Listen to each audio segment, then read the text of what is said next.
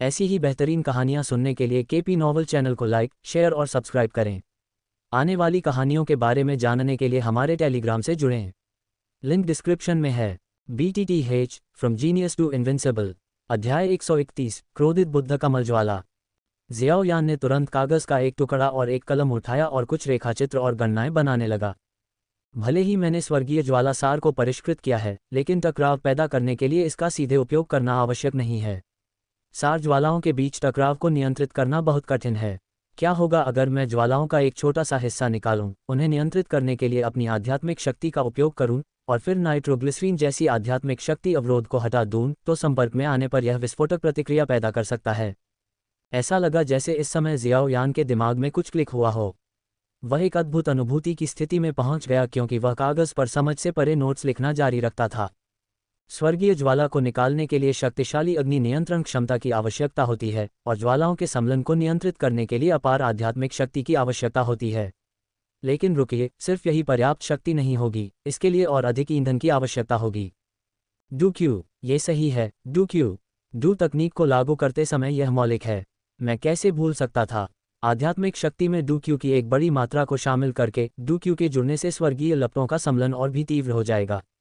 Xiao यान को इसका एहसास नहीं था, लेकिन वह एक पूरी तरह से नई डू तकनीक बनाने की प्रक्रिया में था।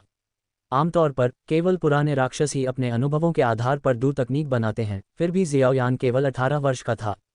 NOWELL-BEAK-JAN.COM। आखिरकार डू तकनीक के प्रोटोटाइप को डिज़ाइन करने से पहले उसने पूरे दिन और रात अपने कमरे में खुद को एकांत में रखा। कमल की पंखुड़ियां स्वर्गीय लपटों को निकालने और संपीड़ित करने से बनती हैं, जबकि आध्यात्मिक शक्ति से बने कमल के मंच का उपयोग स्वर्गीय ज्वाला की पंखुड़ियों को स्थिर करने और अलग करने के लिए किया जाता है। फिर डू क्यूई कमल के बीज में संपीड़ित किया जाता है और कमल के मंच पर स्थिर किया जाता है। जियाओ यान ने मेज पर रखे एक ड्राफ्ट पेपर को देखा, जिस पर एक सुंदर कमल बना हुआ था। कमल पंखुड़ियों, कमल के मंच और कमल के बीजों से बना था, जो ठीक उन 3 तत्वों के अनुरूप था जिनका उसने अभी वर्णन किया था। स्वर्गीय लपटों से बना एक कमल। इस चाल को क्रोधित बुद्ध कमल की लौ कहा जाएगा। जियाओ यान ने एक लंबी, संतुष्ट आह भरी। तभी उसे एहसास हुआ कि वह 3 दिन और 3 रातों से सोच रहा था। अपनी भूख मिटाने के लिए एक गोली लेने के बाद वह धीरे धीरे खड़ा हुआ और खींचा। जब भी उसके मन में कोई विचार आता तो वह तुरंत उस पर अमल करता। एक बच्चे जैसी मुस्कान के साथ वह उत्सुकता से प्रशिक्षण मैदान की ओर बढ़ गया। वह अपनी पहली स्व आविष्कृत डू तकनीक की शक्ति का परीक्षण करना चाहता था। तुम बिल्कुल सही समय पर आए हो। हाइबोडोंग आसमान से उतरा और उसे औषधीय सामग्री से भरे कई अलंकृत बक्से थमाए। मैंने रॉक डेजर्ट सिटी और डेजर्ट सिटी दोनों में हर औषधीय दुकान की तलाशी ली है, लेकिन आध्यात्मिक रिकवरी पर्पल पिल के लिए अभी भी कई सामग्रियां हैं जो मुझे नहीं मिल पाईं। मुझे लगता है कि हमें बाकी सामग्री खोजने के लिए शाही राजधानी में मिटीर नीलामी घर और अल्केमिस्ट एसोसिएशन मुख्यालय जाना होगा। हाइबोडोन पिछले कुछ दिनों से आध्यात्मिक रिकवरी पर्पल पिल रेसिपी में सूचीबद्ध सामग्री की खोज में लगा हुआ था। हालांकि रॉक डेजर्ट सिटी और डेजर्ट सिटी औषधीय सामग्री के लिए जाने वाले शहर नहीं थे। वह 5वीं स्तरीय गोली के लिए आवश्यक सामग्री के केवल कुछ डंठल ही पा सका। हम सामग्री के लिए कुछ और आसपास के शहरों में जा सकते हैं। मुझे 5वीं स्तरीय तक पहुंचने से पहले अभी भी कुछ समय के लिए कीमिया का अभ्यास करने की ज़रूरत है। लेकिन ओल्ड हाई, तुम मेरी कुछ मदद करने के लिए ठीक समय पर वापस आ गए हो। जियाओ यान ने अपने कमरे से बाहर निकलते ही हाइबोडोन को देखा।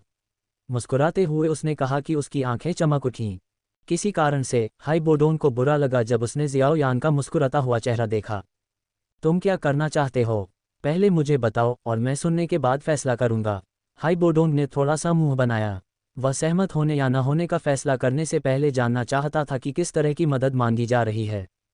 कुछ दिन पहले मुझे अचानक प्रेरणा मिली और मैंने डू तकनीक का प्रोटोटाइप बनाया। मैं इसकी शक्ति का परीक्षण करने की योजना बना रहा हूँ। जियाओ यान ने कुछ भी नहीं छिपाया और सीधे बोल दिया। ओह, बस इतना ही? फिर कोई समस्या नहीं है। जब हाइबोडोंग ने सुना कि यह डू तकनीक का परीक्षण करने के बारे में था, तो उसने सोचा कि यह एक साधारण मामला है और तुरंत सहमत हो गया। वे दोनों प्रशिक्षण मैदान की ओर चल पड़े। जिस बारे में बात कर रहा हूँ, जब मैं छोटा था तब मेरे मन में भी एक सनक थी और मैंने एक डू तकनीक बनाई थी। मुझे लगता है कि इसमें लो जुबान क्लास डू तकनीक की शक्ति थी। लेकिन उस समय मैं पहले से ही डू किंग दायरे में था। तुम छोटे बदमाश, तुम इतने छोटे हो, फिर भी तुम पहले से ही एक डू तकनीक बना सकते हो। वैसे तुम्हारी वह डू तकनीक किस ग्रेड की है? चलते चलते हाइबोडोंग ने अपनी युवावस्था की कुछ दिलचस्प कहानियां सुनाईं। जियाओयान ने कंधे उचकाए और जवाब दिया, मुझे नहीं पता। इसलिए मैं ओल्ड हाई से इसका मूल्यांकन करने में मदद मांग रहा हूँ।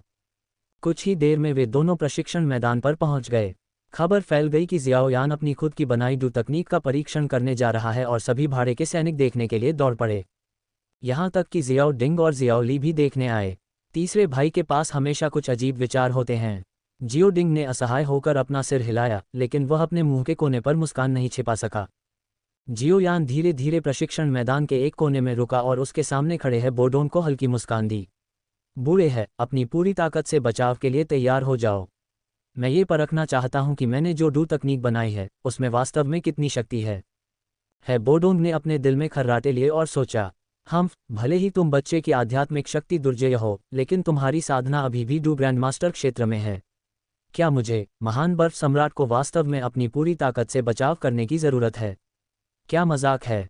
हालांकि बोडोंग ने अपने आंतरिक विचारों के बावजूद फिर भी सिर हिलाया और अपने हाथ की एक लहर के साथ 1 मीटर ऊंची बर्फ की ढाल उसके सामने प्रकट हुई। जियोयान चुपके से हंसा जब उसने देखा कि बोडोंग ने केवल 1 मीटर की बर्फ की ढाल बनाई थी। उसने अपना दाहिना हाथ आगे बढ़ाया और तुरंत 2 लपटें, एक रक्त लाल और दूसरी पन्ना हरा, धीरे धीरे उसकी हथेली से निकलकर हवा में उठीं। जियाओयान के हाथ में 2 अलग अलग रंग की लपटें देखकर बोडोंग क्षण भर के लिए स्तब्ध रह गया, क्योंकि उसे अचानक एक महत्वपूर्ण विवरण याद आया जिसे उसने अनदेखा कर दिया था। इस सन की जियाओयान के पास 2 तरह की स्वर्गीय लपटें थीं। एक रक्त लाल स्वर्गीय लपट थी जिसका इस्तेमाल उसने शुरू में उससे लड़ते समय किया था, और दूसरी हरी कमल कोर लौ थी जिसे उसने गुहे के हाथों से छीन लिया था। हाँ, क्या किमियागर वास्तव में एक ही समय में 2 स्वर्गीय लपटें रख सकते हैं? बोडोंग थोड़ा हैरान था। हालांकि वह स्वर्गीय लपटों के बारे में बहुत जानकार नहीं था। जियाओयान ने अपनी हथेली में लपटों की 2 लपटों को देखा और सोचा, कितनी लपटें उचित होंगी।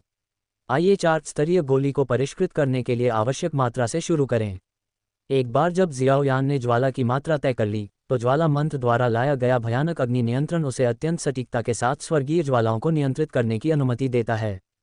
छोटी लपटें जो शुरू में लाइट की तरह थीं, तुरंत बड़ी हो गईं।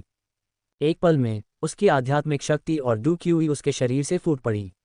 स्वर्गीय नश्वर अवस्था आध्यात्मिक शक्ति ने अदृश्य और निपुण बड़े हाथों की जोड़ी की तरह काम किया, क्योंकि इसने स्वर्गीय ज्वालाओं के आकार को तेजी से बदल दिया। उपस्थित सभी लोगों की चकित निगाहों के सामने मूर्ति के आकार का एक चमकदार और शानदार अग्निकमल उनकी आंखों के सामने प्रकट हुआ। ये बहुत सुंदर है, ये बस कला का एक काम है। अग्निकमल ने 2 रंग प्रदर्शित किए। एक आधा रक्त लाल था और हल्की सी, ऐसा लग रहा था कि पंखुड़ियों के साथ साथ जानवर की आत्माएं दौड़ रही थीं और वे बेहोश जानवरों की दहाड़ें निकाल रही थीं। दूसरा आधा पन्ना हरा, क्रिस्टल साफ, दोषरहित और शुद्ध था, जो दुनिया के सबसे सुंदर जैड जैसा दिख रहा था। जियाओयान की भौहें तन गईं।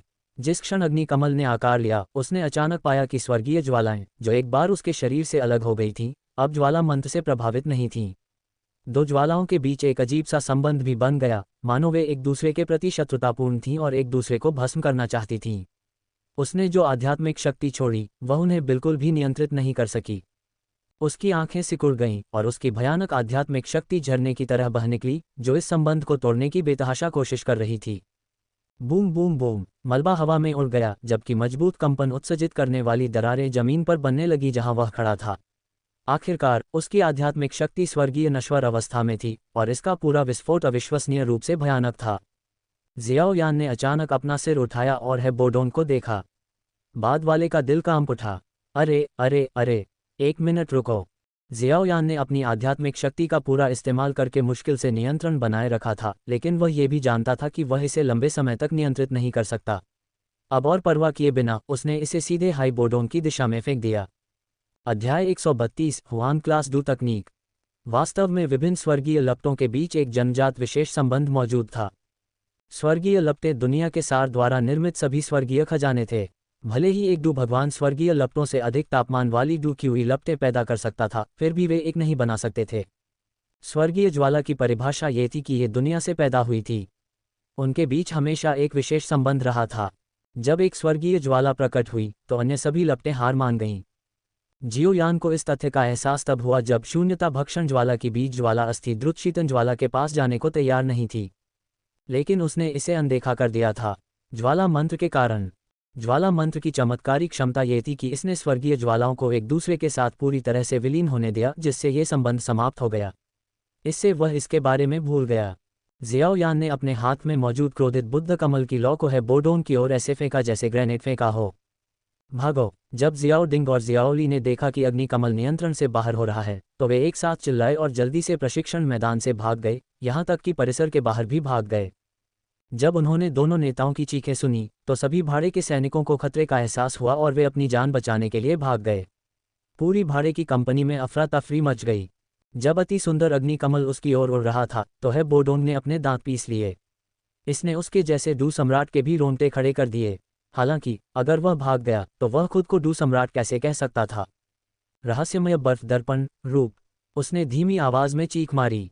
तुरंत उसके आसपास के अंतरिक्ष में ऊर्जा तेजी से उतार चढ़ाव करने लगी और ठंडी हवा की एक आश्चर्यजनक तेज लहर भयानक गति से संघनित हुई। आखिरकार दर्जनों मीटर चौड़ा और कई मीटर मोटा एक रहस्यमय बर्फ का दर्पण उसके सामने आकार ले लिया। हई बोडोन की पुतलियां सिकुड़ गईं क्योंकि वह बर्फ की परत के माध्यम से धीरे धीरे घूमते हुए अग्निकमल को देख रहा था। आध्यात्मिक शक्ति जियाओयान के नियंत्रण से बाहर निकलते ही तेजी से कमजोर हो गई, जबकि स्वर्गीय ज्वाला की पंखुड़ियों ने लपटें छोड़नी शुरू कर दी जिसने आसपास के प्रकाश को विकृत और विकृत कर दिया।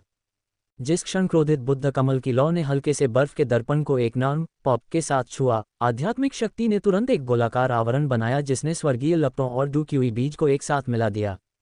दो स्वर्गीय लपटें उन्मत्त रूप से जल उठीं, साथ ही गड़गड़ाहट की आवाज़ों की एक श्रृंखला भी आई जिससे जमीन कांप उठी। एक जबरदस्त धमाके के साथ विस्फोट इस पल में हुआ। आध्यात्मिक शक्ति और डूक्यूई के साथ दो स्वर्गीय लपटों के सम्मिलन के परिणामस्वरूप एक विस्फोट हुआ जो कल्पना से परे शक्तिशाली था। ऐसा लग रहा था जैसे एक सूर्य को तुरंत नष्ट कर दिया गया हो, जिससे अग्निकमल के भीतर छिपी सारी ऊर्जा एक ही भयावह क्षण में बाहर निकल गई हो। विस्फोट की शक्ति इतनी अधिक थी कि इसके निर्माता जियाओयान ने भी इसकी कल्पना नहीं की होगी। भयानक रूप से घुली हुई स्वर्गीय लपटें आग की एक विशाल लहर की तरह बाहर की ओर उठीं, जो सभी दिशाओं की ओर फैल रही थीं। भयावह स्वर्गीय ज्वाला तूफान ने प्रशिक्षण मैदान में सभी हथियारों, चट्टानों, फर्श और दीवारों को तुरंत नष्ट कर दिया। प्रशिक्षण मैदान में सभी सुविधाओं को पिघलाने के बाद आग की लहर आसमान में चली गई। उसके बाद एक मजबूत शॉकवेव पूरे परिसर में फैल गई। प्रशिक्षण मैदान में विनाशकारी तूफान के बाद सब कुछ राख में बदल गया। एक निशान भी नहीं बचा। किसी को ये जानना था कि डेजर्ट मेटल मर्सिनरी कंपनी का प्रशिक्षण मैदान सैकड़ों भाड़े के सैनिकों के प्रशिक्षण के लिए काफ़ी बड़ा था, आकार में एक अंतर्राष्ट्रीय फुटबॉल मैदान के बराबर। अब ये बस ऐसे ही गायब हो गया था, केवल एक गड्ढा और एक टूटा हुआ बर्फ का दर्पण छोड़कर। विस्फोट की शॉकवेव ने भाड़े के सैनिकों की आधी से ज़्यादा कंपनी को सीधे नष्ट कर दिया। ज़्यादातर इमारतें ढह गईं और एक बार विशाल भाड़े के सैनिकों का मुख्यालय अब बड़े पैमाने पर मलबे में तब्दील हो गया। एकमात्र सौभाग्यपूर्ण पहलू ये था कि भाड़े के सैनिक तेज तर्रार थे और हाइबोडोन के पीछे छिपने के लिए भाग गए, इसलिए कोई भी घायल नहीं हुआ। हाइबोडोन की बर्फ की ढाल के पीछे का क्षेत्र ही एकमात्र हिस्सा था जो बरकरार रहा, क्योंकि परिसर की सभी दीवारें ढह गई थीं। हाइबोडोन ने अपने बर्फ के दर्पण को देखा, जो दर्जनों मीटर की ऊंचाई से घटकर सिर्फ कुछ मीटर रह गया था, और मीटर मोटी बर्फ की परत स्वर्गीय लपटों द्वारा आधे मीटर से भी कम रह गई थी। उसकी पलकें हिंसक रूप से फड़कने लगीं। हालांकि वह वर्तमान में एक स्टार डू सम्राट था, फिर भी वह एक डू सम्राट था। फिर भी उसकी रक्षात्मक डू तकनीक लगभग विफल हो गई थी। ये स्वर्गीय लपटें वास्तव में भयानक हैं। अगर हाइबोडोन को चुनने का एक और मौका मिलता तो वह निश्चित रूप से गिनी पिग की भूमिका नहीं निभाता। ये डू सम्राट की उपाधि वह इसे नहीं लेना चाहता। वह व्यक्ति कहाँ है? जैसे ही धुआं और धूल साफ हुई, हाइबोडोन को एहसास हुआ कि जियाओयान कहीं नहीं दिख रहा था। NOWELL-BN.C उसका दिल धड़क उठा। कोई रास्ता नहीं। क्या उसने खुद को उड़ा लिया होगा? तीसरा भाई, खांसी खांसी खांसी, मैं यहाँ हूँ। अचानक खंडहर से एक हिंसक खांसी की आवाज़ आई। एक हाथ धीरे धीरे आगे बढ़ा और मलबे को एक तरफ धकेल दिया, जबकि एक आकृति बाहर निकलने के लिए संघर्ष कर रही थी। सिलहूट ने स्पष्ट रूप से पुष्टि की कि यह जियाओयान था। हालांकि वह धूल से ढका हुआ था और उसके बाल थोड़े झुलसे हुए थे, लेकिन वह अन्यथा सुरक्षित था। उसका पूरा शरीर डूक्यू कवच से ढका हुआ था, साथ ही मैडलान चैंट रक्षात्मक तकनीक, 10,000 जानवरों की लौ की सुरक्षा और निहिलिटी भक्षण करने वाली लौ ने विस्फोटक अग्नि तरंग के हिस्से को अवशोषित कर लिया था। तभी वह सुरक्षित था।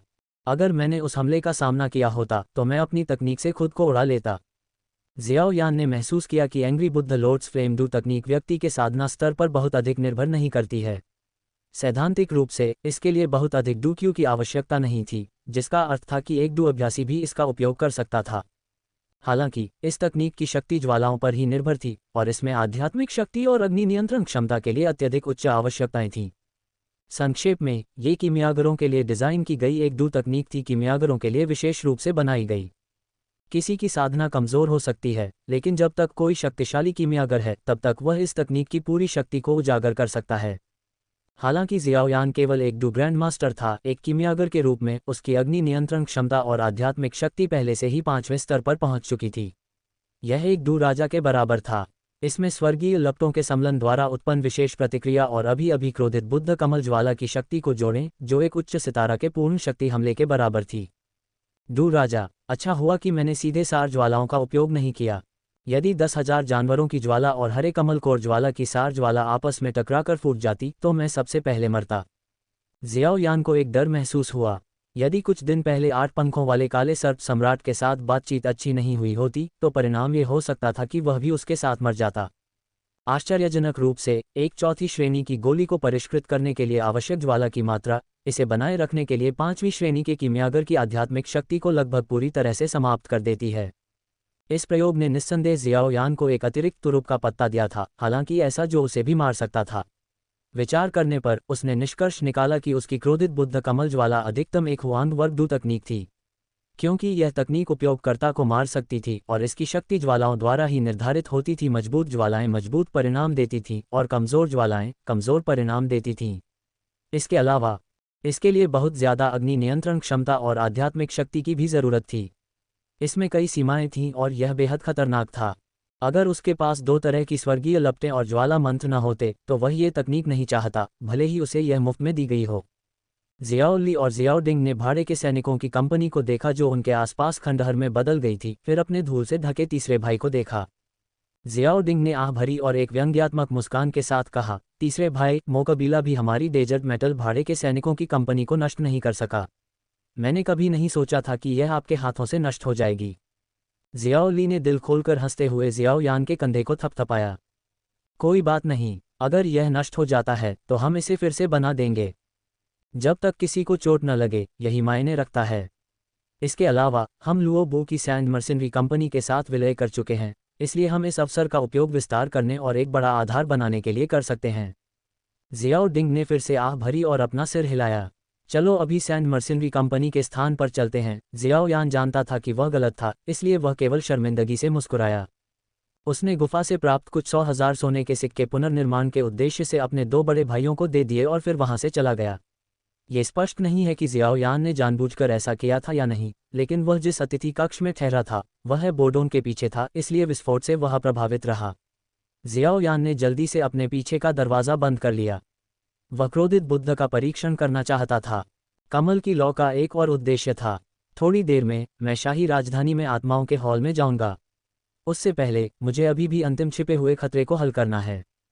अध्याय 133। सबसे खतरनाक पल में सबसे बड़ी निवारक शक्ति होती है। जाने से पहले मुझे अभी भी इस छिपे हुए खतरे को हल करना है।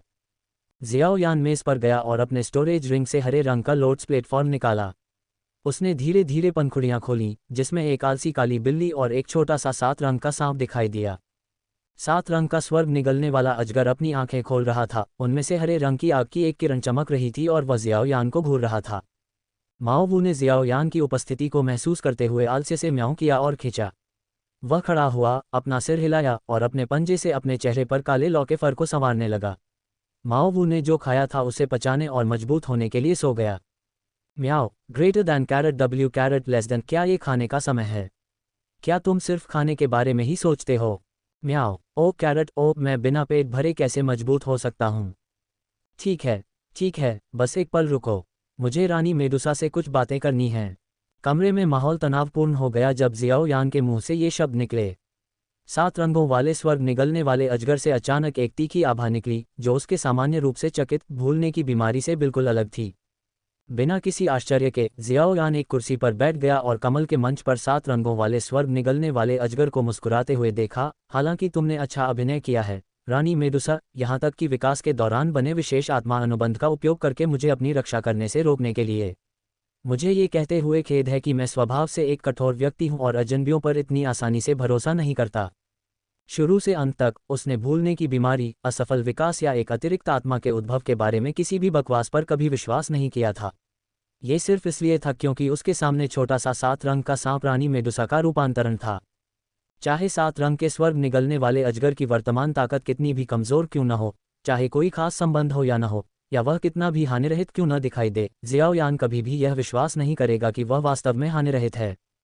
उसकी आकर्षक सुंदरता की तुलना में रानी मेडुसा की भयावह प्रतिष्ठा और भी ज्यादा प्रसिद्ध थी। अगर उसे इतनी आसानी से हराया जा सकता था, तो सांप लोगों की जनजाति को मानव साम्राज्यों द्वारा बहुत पहले ही नष्ट कर दिया गया होता। वे इतने लंबे समय तक कई साम्राज्यों के बीच की दरारों में कैसे जीवित रह सकते थे और इतनी बदनामी भी कैसे पा सकते थे। एक रोशनी की चमक दिखाई दी और गायब हो गई। रोशनी दिखाई देने के तुरंत बाद एक ऐसा शरीर जिसे परिपूर्ण कहा जा सकता था, जियाओ यान के सामने प्रकट हुआ। उसका चेहरा आश्चर्यजनक रूप से सुंदर था, लगभग अलौकिक। उसका फिगर किसी का भी खून खौलाने के लिए पर्याप्त था। फिगर के मामले में शायद कोई भी रानी मेडुसा की तुलना नहीं कर सकता था। वह सेक्सी, आकर्षक, एक जन्मजात स्टनर थी। लेकिन भले ही रानी मेडुसा स्वाभाविक रूप से आकर्षक थी, जियाओ यान के सामने इतनी नग्न खड़ी थी, लेकिन इस समय उसके दिल में कोई अशुद्ध विचार नहीं था। अभी उसका दिल पूरी तरह से सतर्कता से भरा हुआ था, क्योंकि वह जानता था कि एक भी गलती और वह आज यहाँ अपनी जान गंवा देगा। उसने सोचा था कि वह 7 रंग वाले स्वर्ग निगलने वाले अजगर को बाहर फेंक देगा, लेकिन उसे यकीन था कि जैसे ही वह ऐसा करेगा, वह रानी मेडुसा के हाथों मर जाएगा। रानी मेडुसा के आसपास रहने का कारण भी बहुत सरल था, क्योंकि ग्रीन लोड स्कोर फ्लेम उसके कब्जे में था और उसके पास कोर फायर लोड सीड भी था। दूसरे शब्दों में, उसके पास वह चीजें थीं जिनकी रानी मेडुसा को जरूरत थी। इसी तरह मेडुसा जियाओ यान की पृष्ठभूमि और उस अजीब आध्यात्मिक हमले से सावधान थी। अब जबकि उसकी आत्मा को बचाने के लिए उसके शरीर को 7 रंग वाले स्वर्ग निगलने वाले अजगर के मांस के केवल एक हिस्से से जला दिया गया था, वह वास्तव में अब आध्यात्मिक हमले से पीड़ित होने से बहुत डरती थी। रानी मेडुसा अपनी वर्तमान अवस्था में उस समय याओ एओ से थोड़ी ही बेहतर थी। उसके पास एक भौतिक शरीर था, लेकिन ये कुछ हद तक शिशु अवस्था में था और आध्यात्मिक प्रभाव का सामना नहीं कर सकता था। ये तथ्य कि जियोयान ने पवित्र शहर में घुसपैठ की थी और गूहे और अन्य लोगों की तरह से बिना किसी नुकसान के बच निकला था, उसे उसके बारे में थोड़ा अनिश्चित बना दिया। इसके अलावा उसने इतनी आसानी से ग्रीन लोड स्कोर फ्लेम को परिष्कृत कर दिया था जिसने उसे लगभग जलाकर मार डाला था, जिसने रानी मेडुसा को और भी हैरान कर दिया। इसलिए उसने आगे की जांच करने के इरादे से जियोयान का पीछा किया। उसने जो उम्मीद नहीं की थी वह ये थी कि जियोयान वास्तव में सच्चाई का अनुमान लगाने में सक्षम होगा और यहाँ तक कि उसे उजागर करने की पहल भी करेगा। उसका सुंदर चेहरा ठंडा हो गया, आंखें हत्या के इरादे से भर गईं, जैसे ही उसने जियाओ यान को देखा और कहा, तुम्हें जो दिख रहा है वह पसंद है। बेशक यह एक सुंदर दृश्य है। मुझे लगता है कि विशाल डूक्यूई महाद्वीप में भी ऐसा आश्चर्यजनक दृश्य मिलना मुश्किल होगा। जियाओ यान ने शांत मुस्कान के साथ उत्तर दिया। चूंकि जियाओ यान ने दिखावे के इस नाजुक आवरण को फाड़ने का विकल्प चुना था, इसलिए स्वाभाविक रूप से उसे कुछ आत्मविश्वास था। रानी मेडुसा ने बिस्तर से चादर खींची और एक तेज गति से हरे भरे वसंत के दृश्य को ढक दिया। क्या तुम सच में मौत से नहीं डरते? भले ही मैं पूरी तरह से ठीक नहीं हुई हूं, फिर भी तुम्हें मारना मेरे बस में है। बाहर का वह एक सितारा डू सम्राट मुझे नहीं रोक पाएगा। रानी मेडुसा की आंखों में एक ठंडी चमक चमक उठी। अगर उसे एक और मौका दिया जाता तो वह निश्चित रूप से विकसित होने से पहले जियाओ यान को मार देती। एक हल्की मुस्कान के साथ जियाओ यान ने सीधे उसकी आंखों में देखा और कहा, मुझे डर लग रहा है। कौन सच में मौत से नहीं डरने का दावा कर सकता है? मेरा मानना है कि रानी मेडुसा को भी मौत से उतना ही डर लगता है जितना किसी और को। वुश वुश, उसके बगल में एक रक्त लाल लौ और एक पन्ना हरा लौ उठी। जब रानी मेडुसा ने इन 2 लपटों के समूहों को देखा तो उसके चेहरे पर एक खौफनाक, जानलेवा इरादा दिखाई दिया। उसे एहसास हुआ कि पहले का प्रयोग एक चेतावनी के लिए था, एक प्रदर्शन जो उसे देखने के लिए रखा गया था। अभी अभी जियाओ यान ने सार लपटों का उपयोग किए बिना ऐसा विस्फोट किया था। यदि 2 सार लपटें एक साथ मिल जाती तो निष्कर्ष ये था कि मेडुसा भी इसका सामना नहीं कर सकती थी और जलकर मर जाएगी। जियाओ यान का मतलब बहुत स्पष्ट था, मृत्यु, इससे कौन नहीं डरता। यहाँ तक कि आप, रानी मेडुसा, भी इससे डरती हैं। यदि आप मुझे मारना चाहती हैं तो मैं मरने से पहले दोनों स्वर्गीय लपटें छोड़ दूंगा और आपको अपने साथ नीचे ले जाऊंगा। जियाओ यान वास्तव में लिटिल फेरी डॉक्टर के भयानक जहर शरीर से भी ज्यादा खतरनाक था। आखिरकार उसके भीतर 3 तरह की स्वर्गीय लपटें थीं। अगर वह मर जाता तो ज्वाला मंत्र काम करना बंद कर देता। उसकी आध्यात्मिक शक्ति के बिना उसकी स्वीकृति आत्मा के भीतर परिष्कृत स्वर्गीय लपटें तुरंत सबसे भयानक विस्फोट में बदल जातीं। वह अच्छी तरह जानता था कि मेडुसा उसे मारने की हिम्मत बिल्कुल नहीं करेगी, क्योंकि उसके पिछले जीवन में दुनिया भर के 7 अरब लोगों ने पहले ही एक बात साबित कर दी थी, जब कोई परमाणु बम लॉन्च होने वाला होता है तो उसमें सबसे बड़ी निवारक शक्ति होती है। वह क्षण जब सभी को आपसी विनाश का सामना करना पड़ता है, वह क्षण शांति की सबसे अधिक संभावना वाला क्षण होता है। जैसा कि वह और मेडुसा अब थे। कोई भी मुझे धमकी नहीं दे सकता, मैं बस अपनी रक्षा कर रहा हूँ। जियाओ यान जरा भी परेशान नहीं था। उसने धीरे से अपनी स्टोरेज रिंग से एक प्राचीन पुस्तक निकाली और उसे टेबल पर फेंक दिया। स्वर्गीय ज्वाला विकास, ये प्राचीन काल में एक दानव संत द्वारा बनाई गई विधि है। ये केवल अग्नि गुण वाले जादुई जानवरों के लिए उपयुक्त है। स्वर्गीय ज्वाला की शक्ति उधार लेकर शरीर में अन्य सभी अशुद्ध रक्त रेखाओं को जला दिया जाता है, और अंत में विकास को पूरा करने के लिए स्वर्गीय ज्वाला के साथ मांस और रक्त का पुनर्निर्माण किया जाता है। यह न केवल रक्त रेखा को शुद्ध करता है, बल्कि यह स्वर्गीय ज्वाला को शरीर में शामिल करने की भी अनुमति देता है। स्वर्गीय ज्वाला का उपयोग रक्त रेखा शक्ति के साथ विलय करने और शरीर को फिर से आकार देने के लिए करता है, जिससे पूर्ण विकास प्राप्त होता है। एक बार विकास सफल हो जाने के बाद रैंक 8 तक आगे बढ़ना केवल समय की बात है। जियो यान ने रानी मेडुसा के जेड जैसे पैरों पर नजर डाली। वर्तमान रानी मेडुसा के पास सांप की पूंछ के बजाय मानव पैर थे। इससे साबित हुआ कि उसने अपना मानव परिवर्तन पूरा कर लिया था। परिवर्तन पूरा करने और यहाँ तक कि अपनी रक्त रेखा को शुद्ध करने के बाद ये वास्तव में केवल समय की बात थी कि वह रैंक 8 जादुई जानवर बन जाए। अगर उसके भौतिक शरीर के साथ समस्या न होती तो उसकी ताकत अब कम से कम एक मध्यम स्तर रैंक 7 जादुई जानवर के बराबर होती, जो एक मध्यवर्ती तारा डू पूर्वज के बराबर होती। बाद में जियो यान को अपने भंडारण रिंग में प्राचीन पाठ मिला जिसमें इस विकास पद्धति को दर्ज किया गया था। प्राचीन पाठ में केवल कुछ संक्षिप्त वाक्य थे और विशिष्ट विकास प्रक्रिया का विवरण नहीं था।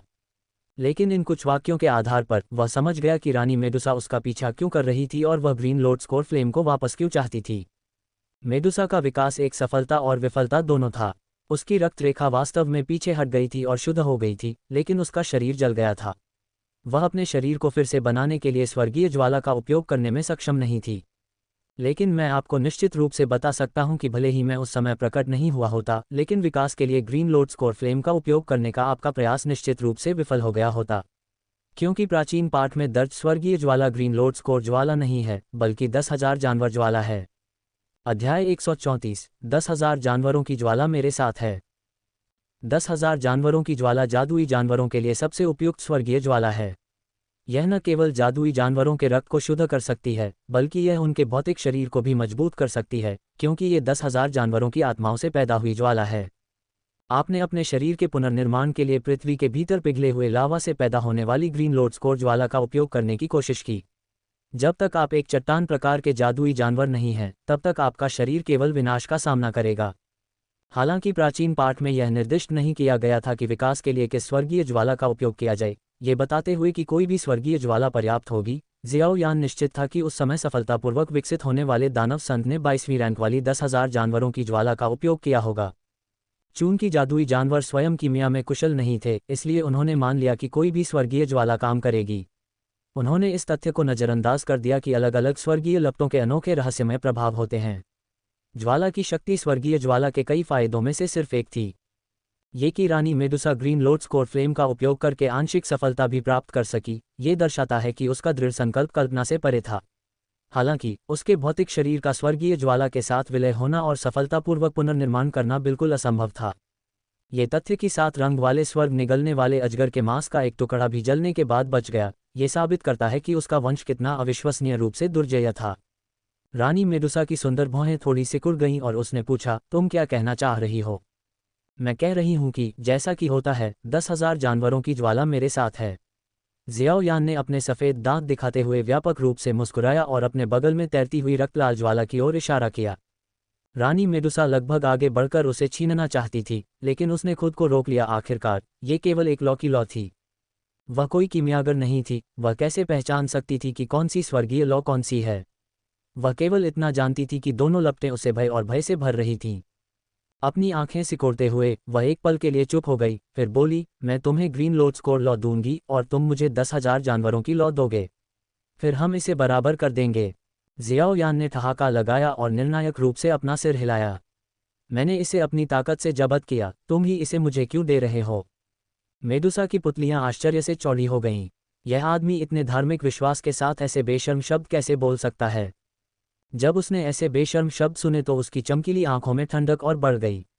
उसकी हैसियत को देखते हुए किसी ने भी उसके साथ ऐसा व्यवहार करने की हिम्मत नहीं की थी।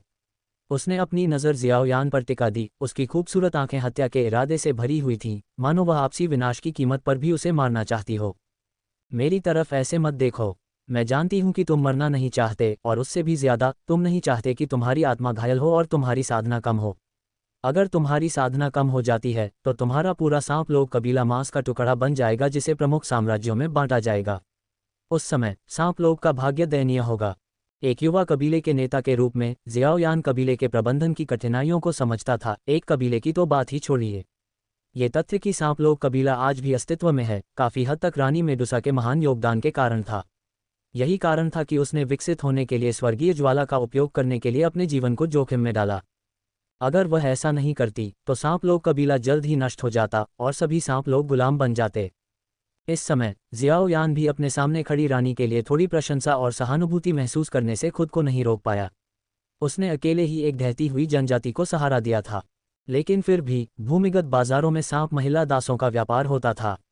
वुटेन शहर में भी जियाओयान ने भाड़े के सैनिकों को सांप महिलाओं के आकर्षण पर चर्चा करते सुना था। तुम मुझे भड़काने के लिए आपसी विनाश का जोखिम उठा रहे हो, ये देखने के लिए कि क्या मैं तुम्हें मारने की हिम्मत कर सकता हूँ। रानी मेडुसा ने अचानक एक आकर्षक मुस्कान दी। उसकी आंखें अर्धचंद्र की तरह मुड़ी हुई थीं। उसने अपने पैरों को खूबसूरती से पार किया और जियाओयान के सामने शान से बैठ गई। आखिरकार वह एक रानी थी जिसने दुनिया का बहुत कुछ देखा था। जियाओयान ने मेज से 2 कप उठाए, उनमें चाय डाली और मुस्कुराते हुए कहा, मैं उस समय जल्दी में चला गया था और अपना परिचय देना भूल गया था। मुझे फिर से अपना परिचय देने दो। मेरा नाम जियाओयान है, एक कीमियागर जिसके पास स्वर्गीय लपटें हैं, एक 4थी श्रेणी की कीमियागर जो 5वीं श्रेणी के करीब है। रानी मेडुसा की खूबसूरत आंखें चमक उठी जब उसने सुना कि जियाओयान 5वीं श्रेणी के करीब एक कीमियागर था। आह, औषधीय गोलियों का आकर्षण। मनुष्यों के साथ उनकी शत्रुता के कारण स्नेक पीपल जनजाति के पास कोई कीमियागर नहीं था। भले ही उन्होंने कीमियागरों को पकड़ लिया हो, ज्यादातर मामलों में कीमियागर संघ उनकी रिहाई की मांग करने के लिए हस्तक्षेप करेगा। यहाँ तक कि रानी मेडुसा भी कीमियागर संघ के सामने बहुत ज्यादा जोरदार होने की हिम्मत नहीं कर पाए, और वह कीमियागर को जाने देने से पहले उनके साथ कुछ औषधीय गोलियां बदल सकती थी। 4थे दर्जे के कीमियागर के बारे में भूल जाओ, स्नेक पीपल जनजाति के पास 3रे दर्जे का कोई कीमियागर भी नहीं था। एक कीमियागर के रूप में मेरा मानना है कि 10,000 जानवरों की ज्वाला और औषधीय गोलियों की शक्ति के साथ मुझे विश्वास है कि मैं आपके भौतिक शरीर के विकास को तेज करने में मदद कर सकता हूं, जिससे आप, रानी मेडुसा, अपनी ताकत को शिखर डू सम्राट तक बहाल कर सकें और शायद आपको डू पूर्वजों के दायरे में पहुंचने में भी मदद मिले। नवंबर LBJNN। फिर अगले 100 वर्षों में अपने शुद्ध 7 रंग वाले स्वर्ग निगलने वाले पायथन रक्त के साथ आप निस्संदेह एक डू वेनेरेट की ताकत तक पहुंच जाएंगे। जियाओयान ने एक मुस्कान प्रकट की। वह वास्तव में एक अनुभवी कीमियागर की तरह बन रहा था। ये दुनिया सिर्फ लड़ाई और हत्या के बारे में नहीं थी, मानवीय रिश्ते भी महत्वपूर्ण थे। रानी मेडुसा की अभिव्यक्ति गंभीर हो गई जब उसने जियाओयान को देखा और गहरी आवाज में पूछा, तुम बदले में क्या चाहते हो? अगर मुझे कोई खतरा महसूस होता है तो मुझे उम्मीद है कि महाराज मेरी मदद के लिए आएंगे। मेरा मानना है कि आपको अपनी पुरानी ताकत को अस्थायी रूप से उजागर करने में सक्षम होना चाहिए, शायद डू पूर्वजों के दायरे में आधा कदम भी आगे बढ़ जाना चाहिए, है ना? सच में ये स्थिति कुछ ऐसी थी जिसका जियाओयान ने आकस्मिक तरीके से उल्लेख किया था। वह परेशानी पैदा करने वाला व्यक्ति नहीं था, इसलिए वह डू सम्राटों या यहाँ तक कि एक कुलीन डू पूर्वज को क्यों भड़काएगा? वह जो हल करना चाहता था वह रानी मेडुसा के साथ समस्या थी, क्योंकि उसे डर था कि वह अचानक उस पर हमला कर सकती है। लेकिन अगर वह स्पष्ट रूप से कहता, मैं 10,000 जानवरों की लौ के साथ आपके शरीर को मुफ्त में बहाल करने में आपकी मदद करूंगा, तो यह उसके संदेह को जगा सकता है। मुझे आपकी ईमानदारी देखने की जरूरत है। स्पष्ट रूप से रानी मेडुसा जियाओयान के प्रस्ताव से प्रभावित हुई। इसके अलावा, हालांकि उसने अपने भरोसेमंद सहयोगियों को चिंता न करने के लिए संदेश छोड़े थे, लेकिन जनजाति लंबे समय तक नेतृत्वहीन नहीं रह सकती थी। जियाओयान ने शांति से मुस्कुराया और पीछे न हटने का फैसला किया। उसने ब्लैक डायमंड कॉल्ड्रॉन और एक कोर फायर लोड सीड निकाला। कुल 11 कोर फायर लोड सीड थे। इस एक को मिलाकर उसने उनमें से 3 का पहले ही उपयोग कर लिया था। उसने 3री श्रेणी की फायर राइजिंग पिल के लिए नुस्खा संशोधित करने की योजना बनाई, जिसमें कोर फायर लोड सीड को मुख्य घटक के रूप में इस्तेमाल किया गया और 10,000 बीस्ट फ्लेम के साथ पिल को परिष्कृत किया गया। रानी मेडुसा ने अपनी कोमल, चमकदार लाल जीभ को बढ़ाया और हल्के से अपने गुलाबी होठों को चाटा। जब कोर फायर लोड सीड दिखाई दिया, इस अनजाने कार्य में एक आकर्षण था जो किसी व्यक्ति के दिल में इच्छा जगा सकता था। ये ग्रीन लोड स्कोर के कमल मंच से एक बीज होना चाहिए ज्वाला, है न? अगर मैं उस समय ग्रीन लोड स्कोर फ्लेम को वापस लाते समय गंभीर रूप से घायल नहीं हुआ होता तो मैं निश्चित रूप से इस तरह के खजाने का एक टुकड़ा भी पीछे नहीं छोड़ता। कोर फायर लोड सीड के प्रकट होते ही माओवू की आंखों में हरे रंग की लालची रोशनी चमक उठी। यह एक ऐसा खजाना था जिसे वह बहुत चाहता था। यदि आप इसे सीधे खा लेते हैं तो यह स्वर्गीय खजाने की बहुत बड़ी बर्बादी होगी। एक नर्म पफ के साथ जियाओ यान ने 10,000 जानवरों की लौ के साथ ब्लैक डायमंड कॉल्ड्रॉन को प्रज्वलित किया। आने वाले दिनों में उसने अपने कीमिया कौशल को बेहतर बनाने के लिए खुद को कीमिया में डुबोने की योजना बनाई। भले ही वह 5वें स्तर तक आगे न बढ़ सके, लेकिन उसका इरादा कम से कम चौथे स्तर के शिखर तक पहुंचने का था। जियाओ यान हरे रंग के लोड्स प्लेटफॉर्म पर क्रॉस लेग बैठ गया, अपने दिमाग को स्थिर और शांत करने के लिए इसके प्रभावों का उपयोग करते हुए और अपनी आध्यात्मिक शक्ति को जल्दी से ठीक करने के लिए स्पिरिट हॉट गैदरिंग सोल तकनीक का संचालन किया। 2 नीले लाल रंग की गोलियां आधे दिन के शोधन के बाद औषधीय कड़ाही में दिखाई दीं। कड़ाही पर एक थपकी के साथ एक गोली रानी की ओर उड़ गई मेडुसा, जबकि दूसरी गोली माओवू ने झपट कर खा ली, जो इसका पूरा आनंद ले रही थी। गोली को पकड़े हुए रानी मेडुसा ने अपनी आकर्षक आंखों से जियाओ यान को देखा। जियाओ यान की कीमिया को दोषहीन कहा जा सकता है, उसकी प्रतिभा भयावह रूप से उच्च है। यहाँ तक कि उसके जैसे पूर्ण नौसिखिए को भी इसे देखना सुखद लगा। जैसे ही औषधीय गोली उसके पेट में गई, उसके शरीर से एक हरे रंग की रोशनी निकली और वह धीरे धीरे अपने सांप के रूप में वापस आ गई। स्वर्गीय ज्वाला ने उसके शरीर को शांत किया, जबकि एक ताज़ा ऊर्जा ने उसकी शारीरिक शक्ति को बढ़ाया। 7 रंगों वाले स्वर्ग निगलने वाले अजगर ने धीरे धीरे अपनी आंखें बंद कर लीं और अपने भौतिक शरीर की साधना शुरू कर दी। उसी समय एक आध्यात्मिक संचरण जियाओ यान के दिमाग में पहुंचा। यदि आप 3 साल के भीतर मेरी चरम शक्ति को पुनः प्राप्त करने में मेरी मदद कर सकते हैं तो ग्रीन लोड्स कोर फ्लेम आपका इनाम होगा और हमारे बीच की शिकायतें दूर हो जाएंगी। जियाओ यान ने अपने माथे से ठंडा पसीना पोंछा। उसने आखिरकार ग्रीन लोड्स कोर फ्लेम के साथ लंबित मुद्दे को सुलझा लिया था। उसे डर था कि रानी मेडुसा एक पागल महिला हो सकती है जो उसके साथ मरने के लिए तैयार हो, चाहे कुछ भी हो। सौभाग्य से सब कुछ सुचारू रूप से चला गया। अब जब मैं शाही राजधानी में आत्माओं के हॉल में जाता हूं तो मेरे पास एक और तुरुप का पत्ता होता है। अगर हॉल ऑफ सोल्स के लोग आत्मा शरीर लेन देन के दौरान कोई चाल चलते हैं तो कम से कम मेरे पास उनका मुकाबला करने का कोई साधन तो होगा। जियामा साम्राज्य की राजधानी। मुझे आश्चर्य है कि वहां मेरा क्या इंतजार है। अध्याय 135। जियामा साम्राज्य की राजधानी। 1 महीना पलक झपकते ही बीत गया। इस दौरान जियाओ यान ने फुर्सत के पल बिताए। अब स्वर्गीय लपटों की तलाश में दुनिया भर में भटकना बंद कर दिया। वह अपनी पढ़ाई पूरी करने वाले स्नातक छात्र की तरह रहता था। हर दिन वह या तो अपनी खुद की बनाई हुई एंग्री बुद्ध लोड्स फ्लेम डू तकनीक को परिष्कृत और परिपूर्ण करता था, खुद को कीमिया में डुबो देता था, या अपनी की हुई विधि और डू तकनीक की खेती करता था। अंत में उसने मुख्य घटक के रूप में कोरफायर लोड सीड का उपयोग करके अपनी खुद की 4 स्तरीय गोली की रेसिपी भी बनाई। इस गोली का असर न केवल शरीर से अग्निविष को हटाने और दिमाग को साफ करने का था, बल्कि इसने उसकी साधना को 1 स्टार से आगे बढ़ने दिया, जिससे वह 4 स्टार डू ग्रैंडमास्टर चरण तक पहुंच गया। कुछ हद तक अफसोस की बात यह थी कि उसकी कीमिया कौशल केवल उस न्यूनतम लक्ष्य तक ही पहुंच पाई जो उसने खुद के लिए निर्धारित किया था। उसने 4 स्तरीय शिखर हासिल किया, लेकिन 5 स्तरीय तक नहीं पहुंच सका। वर्तमान में स्वर्गीय ज्वाला और काले दानव कड़ाही की सहायता से उसके पास 4 स्तरीय औषधीय गोलियों को परिष्कृत करने में लगभग 100% सफलता दर थी और अक्सर एक ही बैच में कई गोलियां तैयार करता था। हालांकि वह अभी भी 5 स्तरीय गोलियों को सफलतापूर्वक परिष्कृत नहीं कर सका था, और यहां तक कि सबसे कमजोर 5 स्तरीय गोलियां भी कभी सफल नहीं हुई थीं। उसने जहर शास्त्र की गुफा और लिटिल फेरी डॉक्टर की घाटी से प्राप्त औषधीय जड़ी बूटियां भी समाप्त कर दी थीं। सौभाग्य से उसने उस समय याओली की भंडारण अंगूठी और रानी मेडुसा के खजाने को लूटने का अवसर लिया था। अन्यथा वह अब इतना गरीब होता कि उसके पास अभ्यास करने के लिए कोई सामग्री भी नहीं होती। वास्तव में कीमियागर होना एक पैसा कमाने वाला और पैसा बहाने वाला पेशा था। पैसा कमाना डकैती से तेज था, लेकिन पैसा खोने से आपको लूटने का मन करता था। रात हो गई और अंधेरा छा गया। ऊपर आसमान में चांदी का चांद ऊंचा लटका हुआ था, उसकी हल्की चांदनी धीरे धीरे कुछ अंधेरे को दूर कर रही थी। 1 महीने के समय में डेजर्ट मेटल मर्सिनरी कंपनी का पुनर्निर्माण किया गया था। रॉक डेजर्ट सिटी में अब एक भव्य मंडप खड़ा था।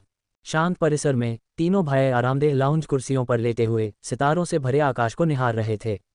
कभी कभी वे अपने वाइन ग्लास उठाते, उन्हें आपस में टकराते और इत्मीनान से जीवन के बारे में बातें करते।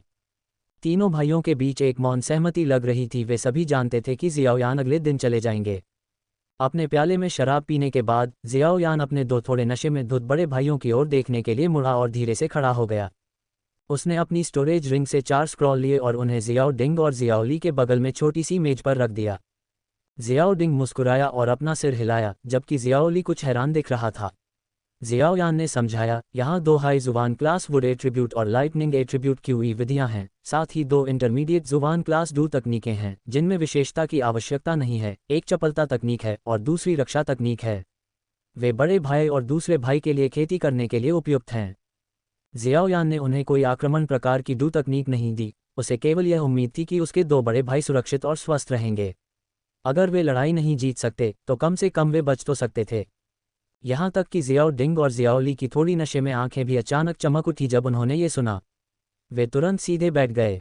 सिर्फ एक हाई जुबान क्लास क्यूई विधि जियामा साम्राज्य में एक अमूल्य खजाना थी।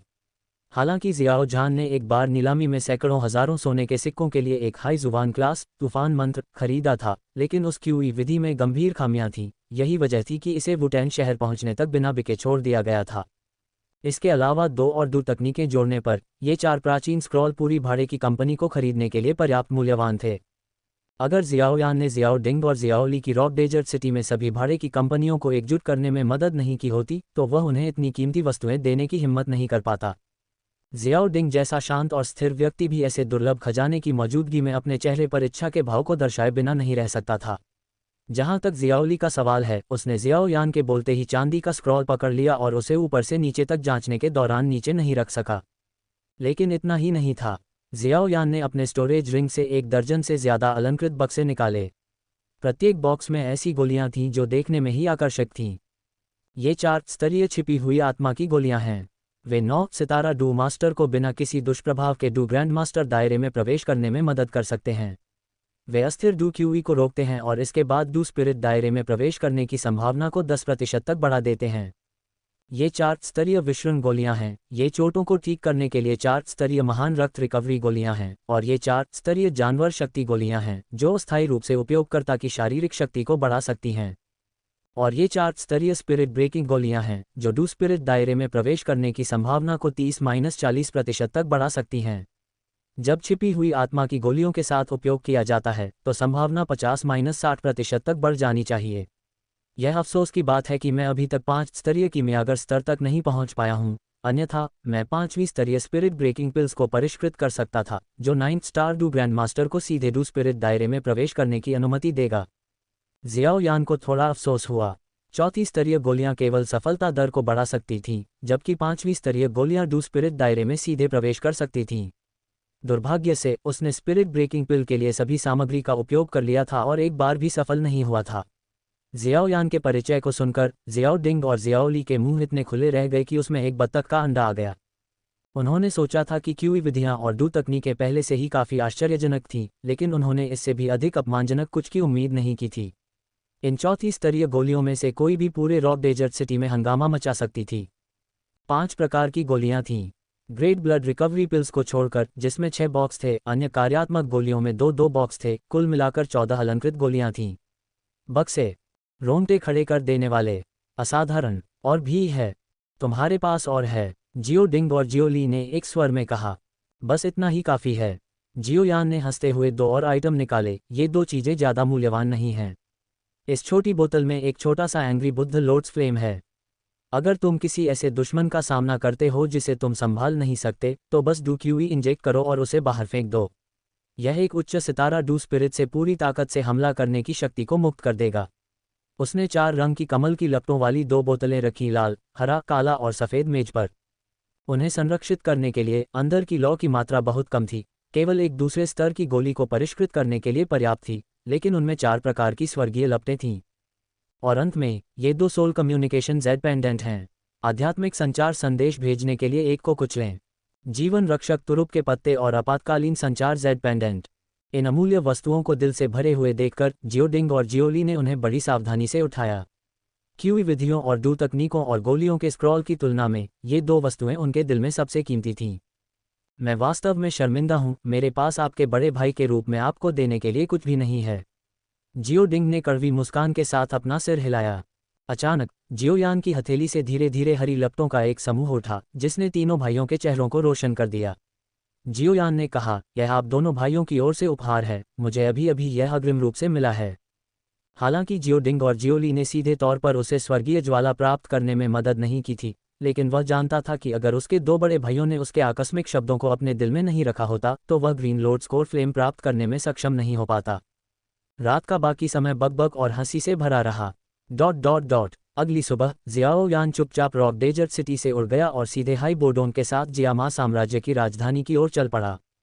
कभी कभी रास्ते में बड़े शहरों में रुककर ये देखने के अलावा कि क्या आध्यात्मिक रिकवरी पर्पल पिल के लिए कोई औषधीय तत्व हैं, उन दोनों ने अपना लगभग सारा समय उड़ान भरने में बिताया। कई दिनों बाद उन्होंने बादलों और धुंध के नीचे दिखाई देने वाले राजसी शहर को देखा। वह जियामा पवित्र शहर था। अचानक जियाओ यान की नज़र अचानक राजधानी शहर के उत्तरी हिस्से की ओर चली गई। वहां एक विशाल पर्वत श्रृंखला खड़ी थी जिसे केवल राजसी ही कहा जा सकता था। एक विशाल ड्रैगन की तरह लेटा हुआ एक हल्की सी आभा बिखेर रहा था जो आसमान में उड़ रही थी। वह जियामा साम्राज्य की विशाल इकाई धुंधले बादल संप्रदाय का स्थान था। हालांकि न तो जियामा साम्राज्य और न ही मिस्टी क्लाउड संप्रदाय महत्वपूर्ण था। जियामा साम्राज्य के भीतर छिपे आत्माओं के हॉल ने जियायान को कुछ हद तक उम्मीद जगाई थी। वह ये नहीं भूला था कि हुनहुजी को उस समय जियाओ कबीले के बारे में इसलिए पता था क्योंकि उसकी प्रतिष्ठा उस समय राजधानी में आत्माओं के हॉल के कानों तक पहुंच चुकी थी। जियायान ने अनुमान लगाया कि जियामा पवित्र शहर में छिपे आत्माओं के हॉल के लोग जियाओ कबीले की जांच करने आए थे और उन्होंने कुछ खोज निकाला था। जल्दबाजी में काम करने की हिम्मत न करते हुए उन्होंने अपने वरिष्ठों को अपनी खोज की सूचना दी, जिसके कारण अंततः हुनहुजी का आगमन हुआ। जहां तक बारीकियों की बात है तो जियायान को यह पता लगाने के लिए जियामा पवित्र शहर में आत्माओं के हॉल में व्यक्तिगत रूप से जाना होगा।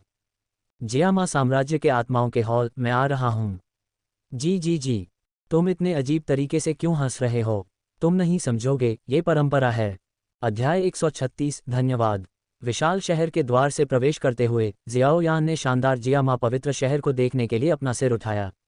वह प्रशंसा में चिल्लाने से खुद को रोक नहीं सका। विशालता वास्तव में एक शाही राजधानी के लिए उपयुक्त थी। क्षेत्र और समृद्धि दोनों के संदर्भ में जियामा पवित्र शहर निस्संदेह साम्राज्य का सबसे प्रमुख शहर था। आखिरी बार यहां आए हुए 8 साल हो चुके हैं।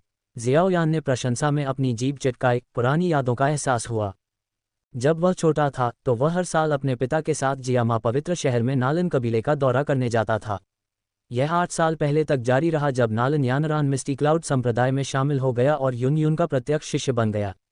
उनकी सगाई के रद्द होने के साथ उसने तब से जियामा पवित्र शहर में कदम नहीं रखा था। हाई बोडोंग ने साधारण इमारतों की प्रशंसा करने में बहुत कम रुचि दिखाई। आसपास के माहौल को देखने के बाद उसने अचानक पूछा, वैसे आप मिस्टी क्लाउड सेक्ट कब जाने की योजना बना रहे हैं? लगभग 1 या 2 महीने में। नालान यानरान के साथ 3 साल के समझौते तक शेष समय की गणना करने के बाद जियाओ यान ने उत्तर दिया, अभी भी काफ़ी समय है। चलो पहले नीलामी घर में चलते हैं और देखते हैं कि क्या हम आध्यात्मिक रिकवरी पर्पल पिल के लिए शेष सामग्री पा सकते हैं, है बोडोंग ने सुझाव दिया। अच्छा लगता है। मैंने जियामा सेक्रेट सिटी की अपनी पिछली यात्राओं के दौरान साम्राज्य के तथाकथित सबसे बड़े नीलामी घर का दौरा कभी नहीं किया है। उम्मीद है वहाँ कुछ अच्छी चीज़ें होंगी, जियाओ यान ने मुस्कुराते हुए अपनी ठुड्डी को रगड़ते हुए कहा। जल्द ही। जियामा सेक्रेट सिटी की हलचल भरी समृद्धि की प्रशंसा करते हुए जियाओ यान आखिरकार अपने गंतव्य पर पहुंच गया। उसके कदम धीरे धीरे धीमे हो गए क्योंकि उसने सड़क के अंत में विशाल इमारत और उसके विशिष्ट प्रतीक को देखने के लिए अपना सिर उठाया। अनजाने में उसके चेहरे पर आश्चर्य की झलक दिखाई दी। जियाओ यान ने आह भरी। टस्क, जैसा कि मिटेर नीलामी घर के मुख्यालय से अपेक्षित था। ये पैमाना वुटान सिटी में शाखा की तुलना में कहीं अधिक है। न केवल सजावट भव्य और असाधारण थी बल्कि पूरी इमारत 7 मंजिला डिपार्टमेंट स्टोर की तरह थी। लोग इस विशाल संरचना की ओर सभी दिशाओं से अंतहीन रूप से बह रहे थे। नीलामी घर में प्रवेश करते हुए केंद्र में रोशनदान से नर्म दिन की रोशनी नीचे गिर रही थी।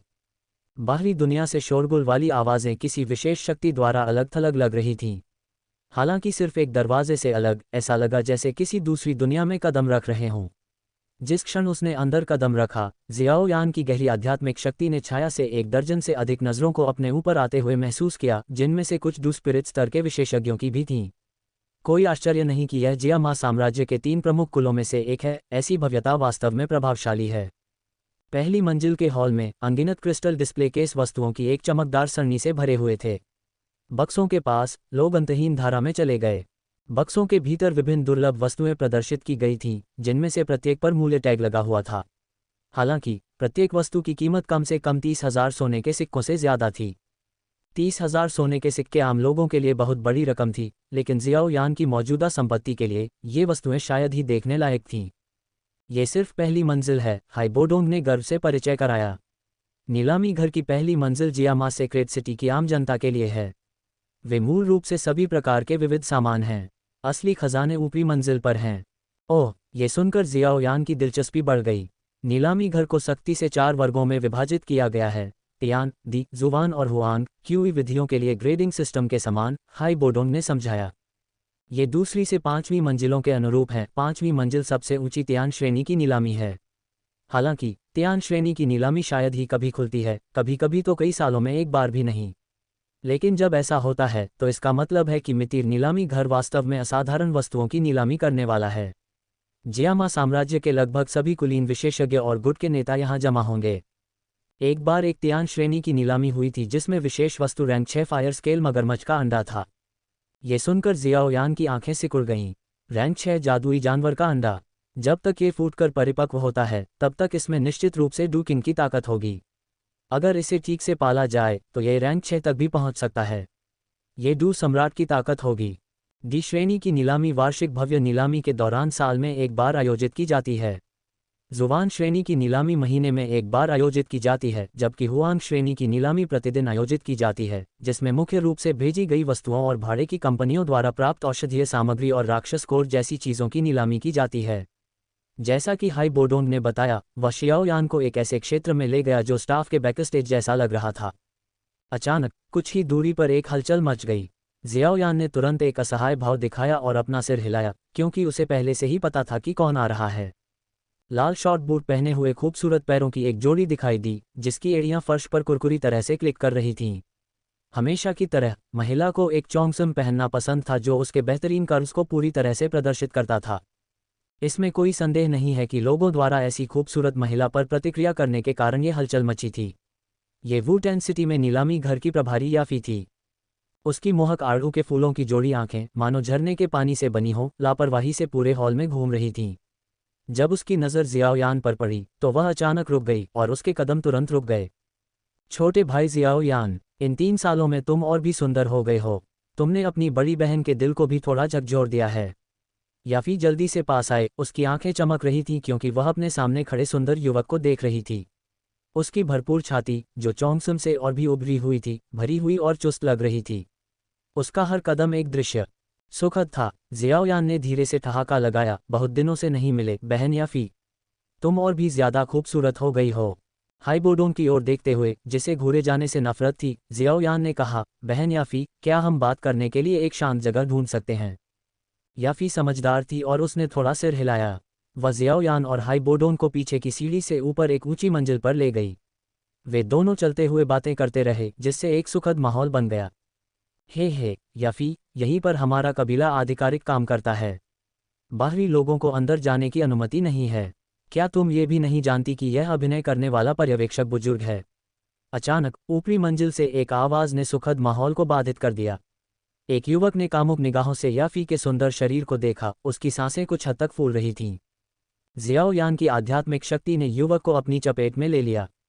उसकी उम्र के किसी व्यक्ति के लिए, जो अभी अभी डू मास्टर क्षेत्र में पहुंचा था, उसकी प्रतिभा स्वीकार्य थी। मैं अपने कार्यों की जिम्मेदारी लूंगा। अब कृपया एक तरफ हट जाएं, याफी ने ठंडे स्वर में कहा। कामुक युवक ने जियाओयान और उसके पीछे खड़े हैं बोडोंग की ओर देखा और दुर्भावनापूर्ण ढंग से व्यंग्य किया। हे, मैं सोच रहा था कि तुम मेरे प्रस्ताव को क्यों स्वीकार नहीं कर रही हो। पता चला कि तुम्हें इन नाजुक सुंदर लड़कों से लगाव है। ओह, या शायद तुम्हें उसके पीछे वाला बूढ़ा आदमी पसंद है। याफी के चेहरे पर भाव गहरे हो गए। उसकी मुट्ठियां इतनी कसकर बंद हो गईं कि उसके नाखून उसकी हथेलियों में धंस गए। हालांकि उसने बहस नहीं की और इसके बजाय उसे दरकिनार करके ऊपर की ओर बढ़ने की योजना बनाई। ये स्पष्ट था कि यह पहली बार नहीं था जब इस व्यक्ति ने जानबूझकर परेशानी खड़ी की थी। बेवकूफ़, सावधान रहो, वरना तुम्हें पता भी नहीं चलेगा कि तुम कैसे मरे। जियाओयान ने धीरे से अपना सिर हिलाया और कहा, बच्चा, तुम मौत को दावत दे रहे हो। जियाओयान से पहले से ही असंतुष्ट युवक ने उसकी बात सुनकर मौके का फायदा उठाया और सीधे उसके कपड़े पकड़ने के लिए हाथ बढ़ाया। एक दबी हुई धमाके के साथ जियाओयान के शरीर से आग की एक हल्की लहर फूट पड़ी। एक क्रूर भेड़िए की तरह हरी लौ ने एक पल में फैले हुए हाथ को घेर लिया। कुछ ही पलों में पूरा दाहिना हाथ काले कोयले में बदल गया और बिखर गया। आहा, मेरा हाथ! दयनीय चीखें सुनकर कई पहरेदार जल्दी से दौड़े। जब उन्होंने देखा कि युवक जमीन पर पड़ा तड़प रहा है तो उनके हाव भाव एकदम बदल गए। यह एक कबीले के बुजुर्ग का पोता था। किसने उसका हाथ जलाने की हिम्मत की थी? जियाओयान ने शांति से उस युवक को देखा जो दूसरी मंजिल से नीचे गिर गया था। उसकी आंखें तेज थीं और उसने कहा, मुझे धन्यवाद। मैंने अभी तुम्हारी जान बचाई है। अध्याय 137। मैंने तुमसे कहा था कि मुझे धन्यवाद दो। धन्यवाद। तुमने उसका एक हाथ अपंग कर दिया और उससे उम्मीद करते हो कि वह तुम्हारा धन्यवाद करे। क्या उसे तुम्हारा धन्यवाद देना चाहिए कि उसने दूसरा हाथ भी अपंग नहीं किया? याफी ने शियाओयान की ओर रुख किया। पीले चेहरे वाले युवक को दर्द में कराहते देखकर वह पूरी तरह हैरान हो गई। 3 साल बीत चुके थे और यह आदमी अभी भी इतना निर्दयी था।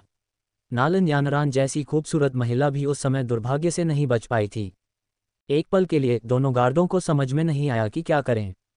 शियाओयान को गिरफ्तार करें, ये स्पष्ट रूप से असंभव था। उनकी ताकत जमीन पर पड़े युवक की ताकत से भी कम थी। चलो चलते हैं, ये तो बस एक छोटी सी बात है। मैं इस बार नीलामी घर में कुछ चीजें खरीदने आया था, शियाओयान ने मुस्कुराते हुए आग्रह किया।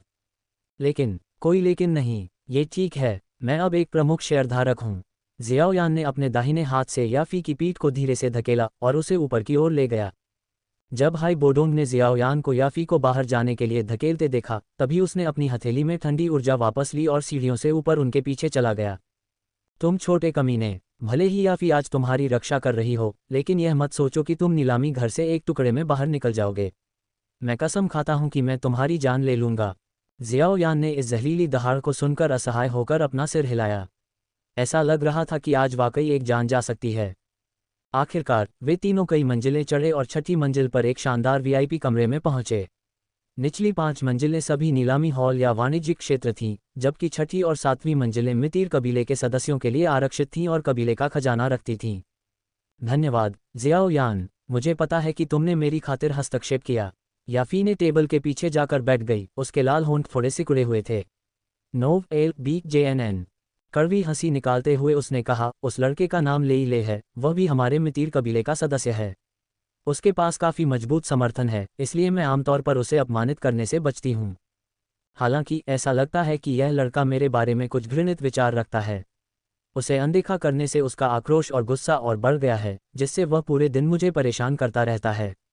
उसके दादा का कबीले की एल्डर काउंसिल में कुछ प्रभाव है। चूंकि यह सब मेरे कारण शुरू हुआ है, इसलिए मैं इसका ध्यान रखूंगी। याफी ने अपने माथे के बालों को एक तरफ किया और कुछ थके हुए स्वर में बोली।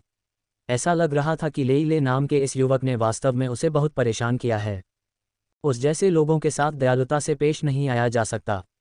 अगर वह फिर से आने की हिम्मत करता है तो अगली बार सिर्फ एक हाथ नहीं होगा। जियाओयान ने अपनी आंखें सिकोड़ लीं, उनमें उग्रता की झलक दिख रही थी।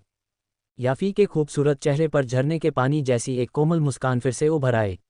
उसने जियाओयान को अंतहीन आकर्षण से देखा, उसकी आवाज़ नर्म थी। चलो अप्रिय चीज़ों के बारे में बात नहीं करते। आपको किन चीज़ों की ज़रूरत है? जियाओयान ने जल्दी से आध्यात्मिक रिकवरी पर्पल पिल के लिए औषधीय सामग्री लिखी, सूची याफी को सौंपी और कहा, क्या आप मुझे ये देखने में मदद कर सकते हैं कि क्या ये सामग्री इकट्ठी की जा सकती है? मुझे पता था, आप नीलामी घर जैसी जगह पर तब तक नहीं आएंगे जब तक आपको किसी चीज़ की ज़रूरत न हो। कागज़ लेते हुए याफेई ने जियाओयान की तरफ एक चुलबुले अंदाज में आंखें घुमाईं, जिससे उसका दिल थोड़ा तेज धड़कने लगा। फिर उसने अपना सिर नीचे किया और जल्दी से सामग्री के नाम देखे। उसके सुंदर चेहरे पर आश्चर्य की झलक दिखाई दी। एक बेहतरीन नीलामी घर प्रबंधक के रूप में उसके पास स्वाभाविक रूप से प्रचुर अनुभव था। वह एक नज़र में ही बता सकती थी कि ये सामग्री कितनी कीमती है। इनसे परिष्कृत की जाने वाली गोली कम नहीं थी। जियाओयान की तरफ देखते हुए उसने कहा, ये सामग्री बिल्कुल भी साधारण नहीं है। उनमें से कुछ के बारे में मैंने सिर्फ नाम से सुना है। जियाओयान ने अपने हाथ फैलाए और कहा, नहीं तो मैं उन्हें खोजने के लिए जियामा साम्राज्य के सबसे बड़े नीलामी घर में क्यों आऊँगा? एक पल के लिए सोचने के बाद याफेई ने खेदपूर्वक अपना सिर हिलाया और माफ़ी मांगते हुए कहा, मुझे खेद है, लेकिन मुझे डर है कि जियामा साम्राज्य के सबसे बड़े नीलामी घर को भी इन सभी को एक साथ इकट्ठा करना मुश्किल होगा। इनमें से कुछ सामग्रियां बहुत दुर्लभ हैं और जुबान वर्ग की नीलामी में दिखाई दे सकती हैं। शेष की कीमतें भी बहुत अधिक हैं। हम शायद उनमें से लगभग 2/3 इकट्ठा कर सकते हैं, लेकिन वे सस्ती नहीं होंगी। कोई बात नहीं, 2/3 पर्याप्त है। बाकी के लिए हम अल्केमिस्ट एसोसिएशन में अपनी किस्मत आजमाएंगे। जियाओयान को कोई आपत्ति नहीं थी। इसके अलावा वह अभी तक 5वें स्तरीय अल्केमिस्ट स्तर तक नहीं पहुंचा था। लेकिन छोटे भाई जियाओयान, इन सामग्रियों की कीमत 1 मिलियन से अधिक सोने के सिक्के होगी। क्या आपके पास इतना पैसा है? 10 लाख से ज़्यादा सोने के सिक्के। यहाँ तक कि जियाओ कबीले ने, जिसने पूरे वुटेन शहर को एकीकृत किया था, शायद 1 साल में इतना मुनाफा नहीं कमाया होगा। जियाओ यान ने अपनी नाक को छुआ और है बोडोंग की ओर देखा। मेरे पास वास्तव में यह नहीं है, लेकिन है बोडोंग ने अपने होंठ सिकोड़े। कीमिया में यह एक अलिखित नियम था कि ग्राहक सामग्री प्रदान करे। ये पर्याप्त होना चाहिए। है बोडोंग ने सीधे एक काला कार्ड फेंक दिया। उसने मुफ्त में चीज़ें पाने के लिए अपने पिछले प्रभाव का इस्तेमाल नहीं किया। आखिरकार वह 20 साल से ज़्यादा समय से लापता था। बैंगनी और सुनहरे पैटर्न वाले काले कार्ड को देखते ही याफी की खूबसूरत आंखों में आश्चर्य की एक झलक दिखाई दी। यह एक ऐसा कार्ड था जिसे केवल कुलीन डू किंग्स या उससे ऊपर के लोग ही रख सकते थे। याफी ने जल्दी से खुद को संभाला और एक विनम्र मुस्कान दी। कार्ड की प्रामाणिकता को सत्यापित करने की भी जहमत नहीं उठाई। उसने सम्मानपूर्वक कहा, कृपया 1 मिनट रुकें, सर। औषधीय सामग्री जल्द ही डिलीवर कर दी जाएगी। उसने अपनी व्यक्तिगत मुहर के साथ सामग्री सूची पर मुहर लगाई और उसे अपने बगल में बैठी नौकरानी को सौंप दिया। उसे जितना संभव हो सके उतना इकट्ठा करने का निर्देश दिया। यहाँ तक कि हाई बोडोंग ने भी याफी की दक्षता पर संतुष्टि में सिर हिलाया। मामला सुलझने के बाद याफी और शियाओ यान ने अनौपचारिक बातचीत की। बीच बीच में शियाओ यान के कुछ बुरे चुटकुलों ने उसे अपना मुंह ढकने और हंसने पर मजबूर कर दिया। मितेर याफी, यह मामला हमारे बीच खत्म नहीं हुआ है। तभी अचानक दरवाजे के बाहर से एक गुस्से भरी चीख निकली। एक बूढ़ा आदमी अंदर घुसा। उसके साथ लेईले भी था, जिसका कटा हुआ अंग एक कीमती गोली का उपयोग करके पुनर्जीवित किया गया था। उसकी आंखें आक्रोश से भरी हुई थीं। बूढ़े आदमी के पूरे शरीर से एक मजबूत आभा निकल रही थी। वह वास्तव में एक दुष्पिरित था। जब शियाओ यान ने लेईले की जहरीली निगाह देखी तो उसे पता चल गया कि इस बच्चे के अच्छे दिन वाकई खत्म हो गए हैं। बड़े लेईओ, ये वीआईपी कमरा है, कृपया चले जाए। अगर कोई समस्या है तो मैं कबीले के मुखिया को स्पष्ट रूप से समझा दूंगा। अगर आप हमारे सम्मानित मेहमानों को नाराज करते हैं तो आप परिणाम भुगतने में सक्षम नहीं होंगे। याफी ने सख्त लेकिन इशारा करने वाले लहजे में फटकार लगाए। बैंगनी और सुनहरे पैटर्न वाले उस काले कार्ड को देखने के बाद से याफी को आखिरकार समझ में आ गया कि जियाओ यान को इतना भरोसा क्यों था। एक कुलीन डू किंग के साथ भले ही लेईले को मार दिया गया हो, लाभ उन्मुख मितेर कबीला केवल बूढ़े आदमी को खुश करने की कोशिश करेगा और मामले को आगे नहीं बढ़ाएगा। लेईओ, जो गुस्से में था, याफी के अच्छे इरादों को कैसे समझ सकता था। गुस्से में चिल्लाते हुए उसने वास्तव में तुरंत एक चाल चली। तुमने मेरे पोते का हाथ काट दिया, आज मैं तुम्हें ब्याज सहित इसका भुगतान करूंगा। लेईओ ने जियाओ यान की ओर हमला किया। डू क्यूई ने उसके हाथों को घेर लिया और उसने उसी तरह से जवाबी कार्रवाई करने का इरादा रखते हुए डू तकनीक का इस्तेमाल किया। जियाओ यान सोफे पर शांति से बैठ गया और विनम्रता से बोला, बूढ़े हाय, इसे तुम्हारे कबीले का आंतरिक मामला माना जा सकता है। तुम इसे कैसे संभालोगे ये तुम पर निर्भर है। एक फुसफुसाहट की आवाज़ आई जब हाई बोडोंग ने तुरंत कई बर्फ की सुइयों को संघनित किया और बिना किसी हिचकिचाहट के लेईओ को दीवार पर पिन कर दिया। ठंडी ऊर्जा ने तुरंत उसके चारों अंगों को जमा दिया। गर्म चाय का एक घूंट लेने के बाद उसने हल्के से कहा, उस कायम मितेर टिंगशान से कहो कि वह मुझसे मिलने आए। बस उसे बता दो कि मैं, हाई बोडोंग, वापस आ गया हूँ।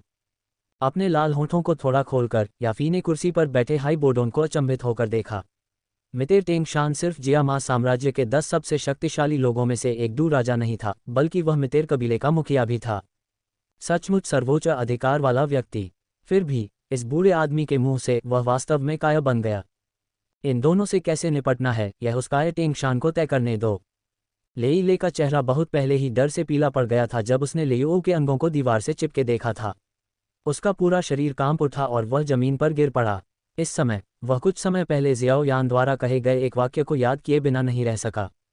धन्यवाद, मैंने अभी अभी तुम्हारी जान बचाई है। अध्याय 138 वास्तव में आपको आधा देना।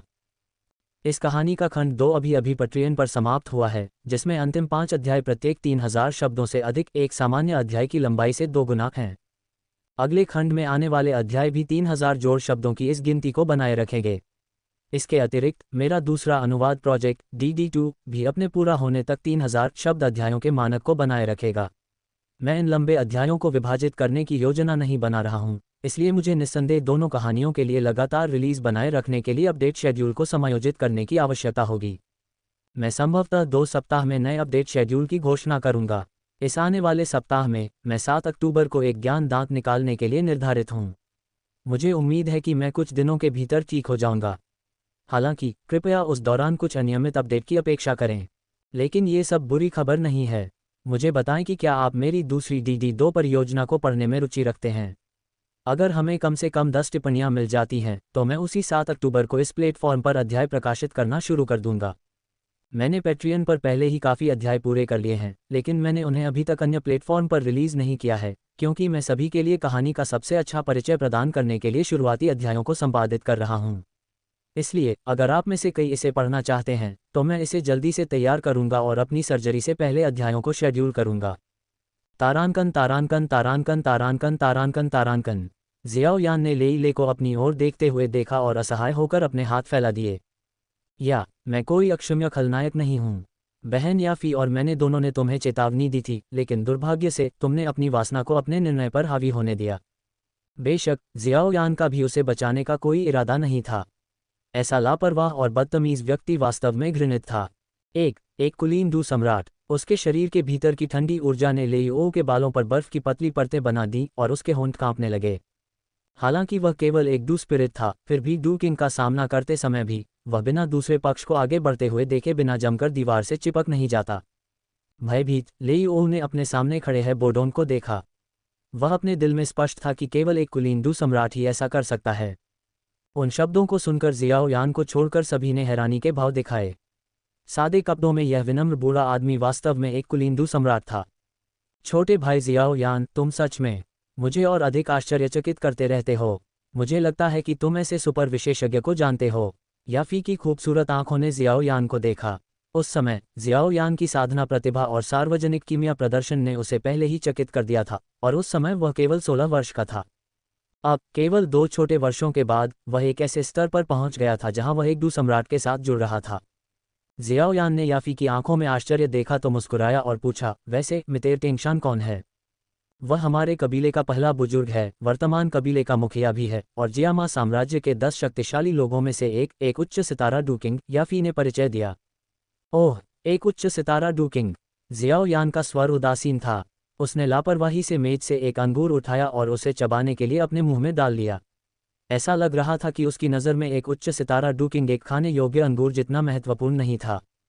थोड़ी देर बाद ये सुनकर कि कबीले के एक बुजुर्ग को दीवार पर पिन किया गया है और एक कुलीन डू सम्राट प्रकट हुआ है, कबीले के कई बुजुर्ग जल्दी से वहां पहुंचे, कुछ तो पूरी तरह से हथियारों से लैस थे।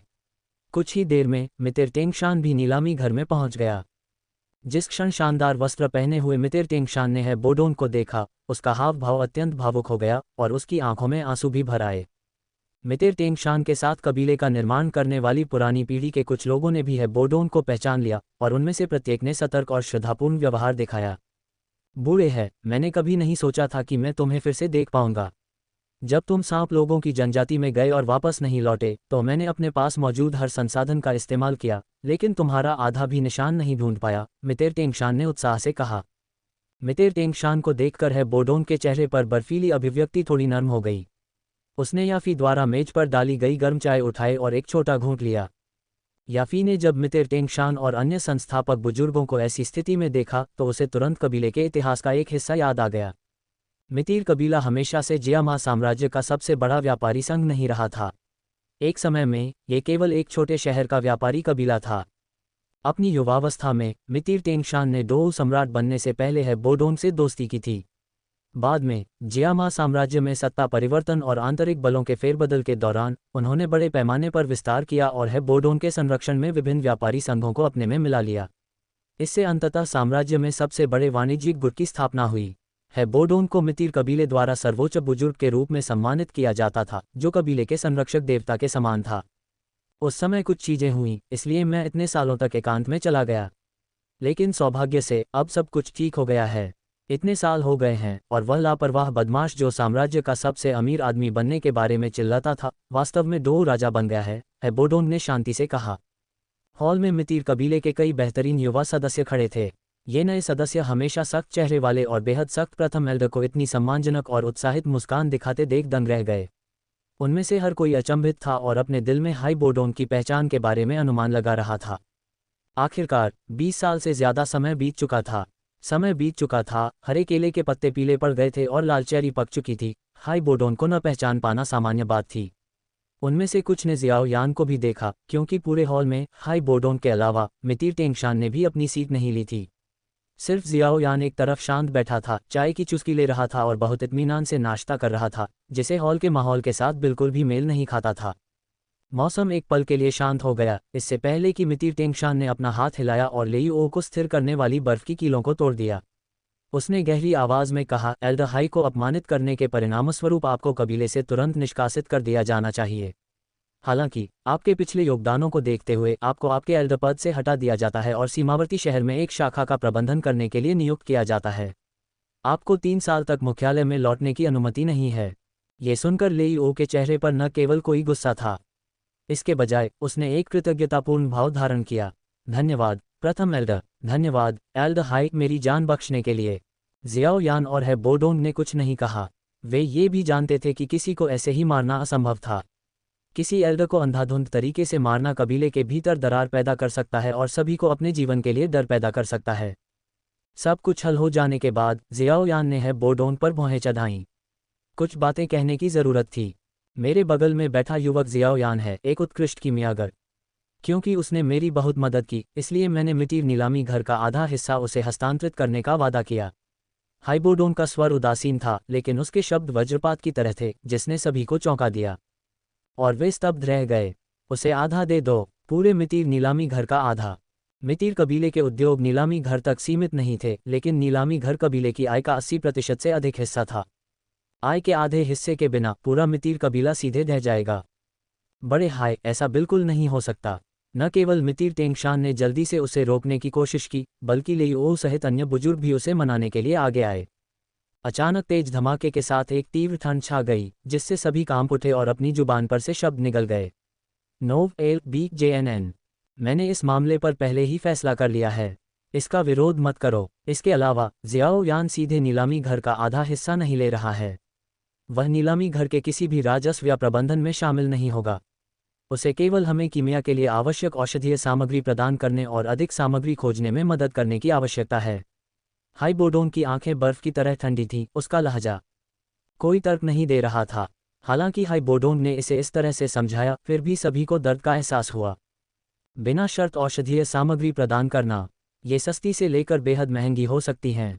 ठीक वैसे ही जैसे जियाओयान ने अभी अभी अनुरोध किया था, जिसकी कीमत 1 मिलियन से अधिक सोने के सिक्के थे।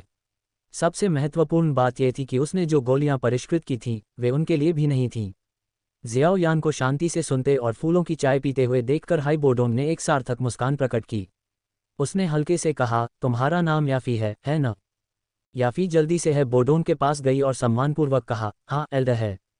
जियाओयान को नीलामी घर से औषधीय सामग्री की आपूर्ति की आवश्यकता है, और अगर कबीले को कोई समस्या आती है तो वह मदद करने के लिए सहमत हो गया है। हालांकि इस बूढ़े आदमी के पास कई काम हैं और वह अक्सर एकाकी बादल और जंगली सारस की तरह इधर उधर भटकता रहता है। इसलिए मैं जियाओयान और नीलामी घर के बीच संचार की सुविधा के लिए तुम्हें उससे ब्याहने का इरादा रखता हूँ। क्या तुम तैयार हो? पफ। जियाओयान ने तुरंत उस बूढ़े है बोडोंग के चेहरे पर फूलों की चाय का एक घूंट थूक दिया। इस बार वह भी चौंक गया और जल्दी से मना कर दिया, है बोडोंग, ये हमारे समझौते का हिस्सा नहीं था। अध्याय 139, युवा मास्टर जियाओयान यहाँ है। हाइबोडोंग ने एक बूढ़ी लोमड़ी की तरह मुस्कुराते हुए कहा, हम पहले ही सहमत हो गए थे कि अगर कोई परेशानी आती है तो तुम कबीले की मदद करने के लिए हाथ बढ़ाओगे। लेकिन तुम बिना पैरों के पक्षी की तरह हो। समय आने पर मैं तुमसे कैसे संपर्क कर सकता हूँ? इसके अलावा जब तुम औषधीय सामग्री का अनुरोध करते हो तो एक मध्यस्थ की आवश्यकता होती है। जियाओयान ने हाइबोडोंग के धूर्त चेहरे को देखा और कहा, लेकिन ये संपर्क करने का उचित तरीका नहीं है ना? हाइबोडोंग ने वॉयस ट्रांसमिशन का उपयोग करके कहा, इस लड़की को देखो। उसके पास दिखने में, फिगर में और मामलों को संभालने की क्षमता है। वह विशेष रूप से मधुमक्खियों और मक्खियों को आकर्षित करने के लिए प्रवण है। इस बार यह सिर्फ एक साधारण डू मास्टर था। क्या होगा अगर अगली बार यह एक डू सम्राट हो और तुम आसपास न हो? मिटेर कबीला ऐसे मामलों को संभालने में सक्षम नहीं होगा। जियाओयान ने है बोडोंग को खाली देखा। उसने उम्मीद नहीं की थी कि हाइबोडोंग ऐसा कदम उठाएगा। डुक्यूई महाद्वीप पर अरेंज मैरिज बहुत आम थी, क्योंकि विवाह गठबंधन बनाने का सबसे अच्छा तरीका था। जियाओयान की स्थिति को देखते हुए अगर वह नालन यानरान के साथ सगाई नहीं करता तो मैचमेकर हर दिन विभिन्न युवतियों के गुणों का बखान करने के लिए जियाओ जान के पास आते। यहाँ तक कि पड़ोसी शहरों के प्रमुख कबीले भी अपनी महिला वंशजों को उसे देने के लिए दौड़ पड़ते। ये केवल 3 प्रमुख कबीलों में से एक नालन कबीले के साथ विवाह गठबंधन के कारण था कि वह इन चीज़ों का अनुभव करने से बच गया था। जियाओयान ने अपनी आवाज़ वापस भेजी, लेकिन क्या तुम अब यहाँ नहीं हो? हे, इस बूढ़े आदमी ने तुम्हें पहले ही सब कुछ दे दिया है। स्वाभाविक रूप से, मैं अब मितेर कबीले का हिस्सा नहीं हूँ और इसके अलावा मेरा उपनाम मितेर नहीं है, हाई बोडोंग ने अपनी दाढ़ी को सहलाते हुए कहा। जियाओयान आक्रोश भरे भाव के साथ खड़ा हुआ और याफी की ओर देखा, जो अब इतनी हैरान और उलझन में थी कि उसका दिमाग बंद हो गया था। लेकिन अफसोस, उसके दिल में पहले से ही एक लड़की थी। उसने गुस्से से है बोडोन को देखा और अपनी आवाज़ में कहा, तुम निर्दयी हो। ठीक है, मुझे अब वह आधा हिस्सा नहीं चाहिए। जियाओयान अब और नहीं रुका। उसने सीधे अपने ईगल विंग्स को खोला और खिड़की से बाहर उड़ गया। उसका जाना थोड़ा घबराहट में भागने जैसा लग रहा था। मौजूद सभी लोगों ने अभी तक प्रतिक्रिया नहीं की थी जब उन्होंने जियाओयान को उड़ते हुए देखा। तो अब इसका क्या मतलब है? याफी ने जियाओयान को उड़ते हुए देखा और वास्तव में उसके दिल में एक अजीब सी सनसनी थी। उसे नहीं पता था कि उसे राहत महसूस करनी चाहिए कि उसे शादी के लिए एक उपकरण के रूप में आकस्मिक रूप से व्यवस्थित नहीं किया गया था, या निराश होना चाहिए कि जियाओयान सहमत नहीं था। उसका दिल मिश्रित भावनाओं से भरा था। है बोडोन ने याफी की थोड़ी निराशा को देखा और हल्के से कहा, उस बच्चे ने वास्तव में मना नहीं किया था। है बोडोन के शब्दों को सुनकर याफी के गाल अचानक लाल हो गए। उसके हाथ कांपने लगे क्योंकि उसे नहीं पता था कि उन्हें कहाँ रखना है। नीलामी मंच पर वाकपटु याफी आज हकलाने लगी थी, एक शब्द भी नहीं बोल पा रही थी। ये सुनकर मितेर टेंगशान के हाव भाव थोड़े बदल गए। उसके दिल में संदेह की एक झलक दिखाई दी और उसने बुदबुदाया, बूढ़े है, भले ही उसके पास बहुत प्रतिभा हो, लेकिन प्रतिभा हमेशा खिलती नहीं है। क्या उसे नीलामी घर के आधे हिस्से के साथ बांधना थोड़ा जोखिम भरा नहीं है?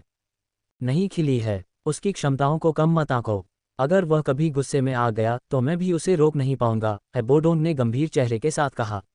जब भी वह एंग्री बुद्ध लॉर्ड्स फ्लेम के बारे में सोचता था जिसे जियाओयान ने पहले बनाया था, तो उसके दिल में डर की एक झलक महसूस होती थी। वह शक्ति बस बहुत भयानक थी। अगर जियाओयान डू स्पिरिट क्षेत्र में पहुंच जाता तो वह निश्चित रूप से उसे रोक नहीं पाता। हाइबोडोन की दुर्लभ गंभीर अभिव्यक्ति को देखकर हॉल में मौजूद बुजुर्ग और मितेर टेंगशान अपने दिलों में भय की भावना को महसूस करने से खुद को रोक नहीं पाए। पूर्व के स्वभाव को जानते हुए वे स्वाभाविक रूप से समझ गए कि पूरे जियामा साम्राज्य में 3 से भी कम लोग उसे इस तरह से व्यवहार करने के लिए मजबूर कर सकते हैं। लेकिन वे सभी लोग अमर बूढ़े राक्षस थे, जबकि जियाओयान नाम का युवक 20 साल का भी नहीं था। निश्चिंत रहो ओल्ड हाई, मैं कबीले के सदस्यों को सख्ती से निर्देश दूंगा कि वे उसके साथ दुश्मनी न करें और जितना संभव हो सके अच्छे संबंध बनाने की कोशिश करें। मितेर टेंगशान ने भारी सिर हिलाया और गंभीरता से कहा। वह ऐसे महत्वपूर्ण मामलों में लापरवाही से काम करने की हिम्मत नहीं करता था। उसने याफी की ओर मुड़कर कहा, याफी, अब से शाही राजधानी में नीलामी घर पूरी तरह से तुम्हारे प्रबंधन में रहेगा। चाहे कुछ भी हो, जियाओयान के साथ अच्छे संबंध बनाए रखने की पूरी कोशिश करो और उसे जो भी औषधीय सामग्री चाहिए उसे उपलब्ध कराओ। हाँ, प्रथम एल्डर, याफी समझती है। तभी एक नौकरानी ने दस्तक दी और अंदर आए। उसने कहा, मिस याफी, नालन कबीले की नालन यानरान आपसे मिलने का अनुरोध कर रही है। विस्मयादिबोधक चिन्ह, विस्मयादिबोधक चिन्ह, विस्मयादिबोधक चिन्ह, विस्मयादिबोधक चिन्ह।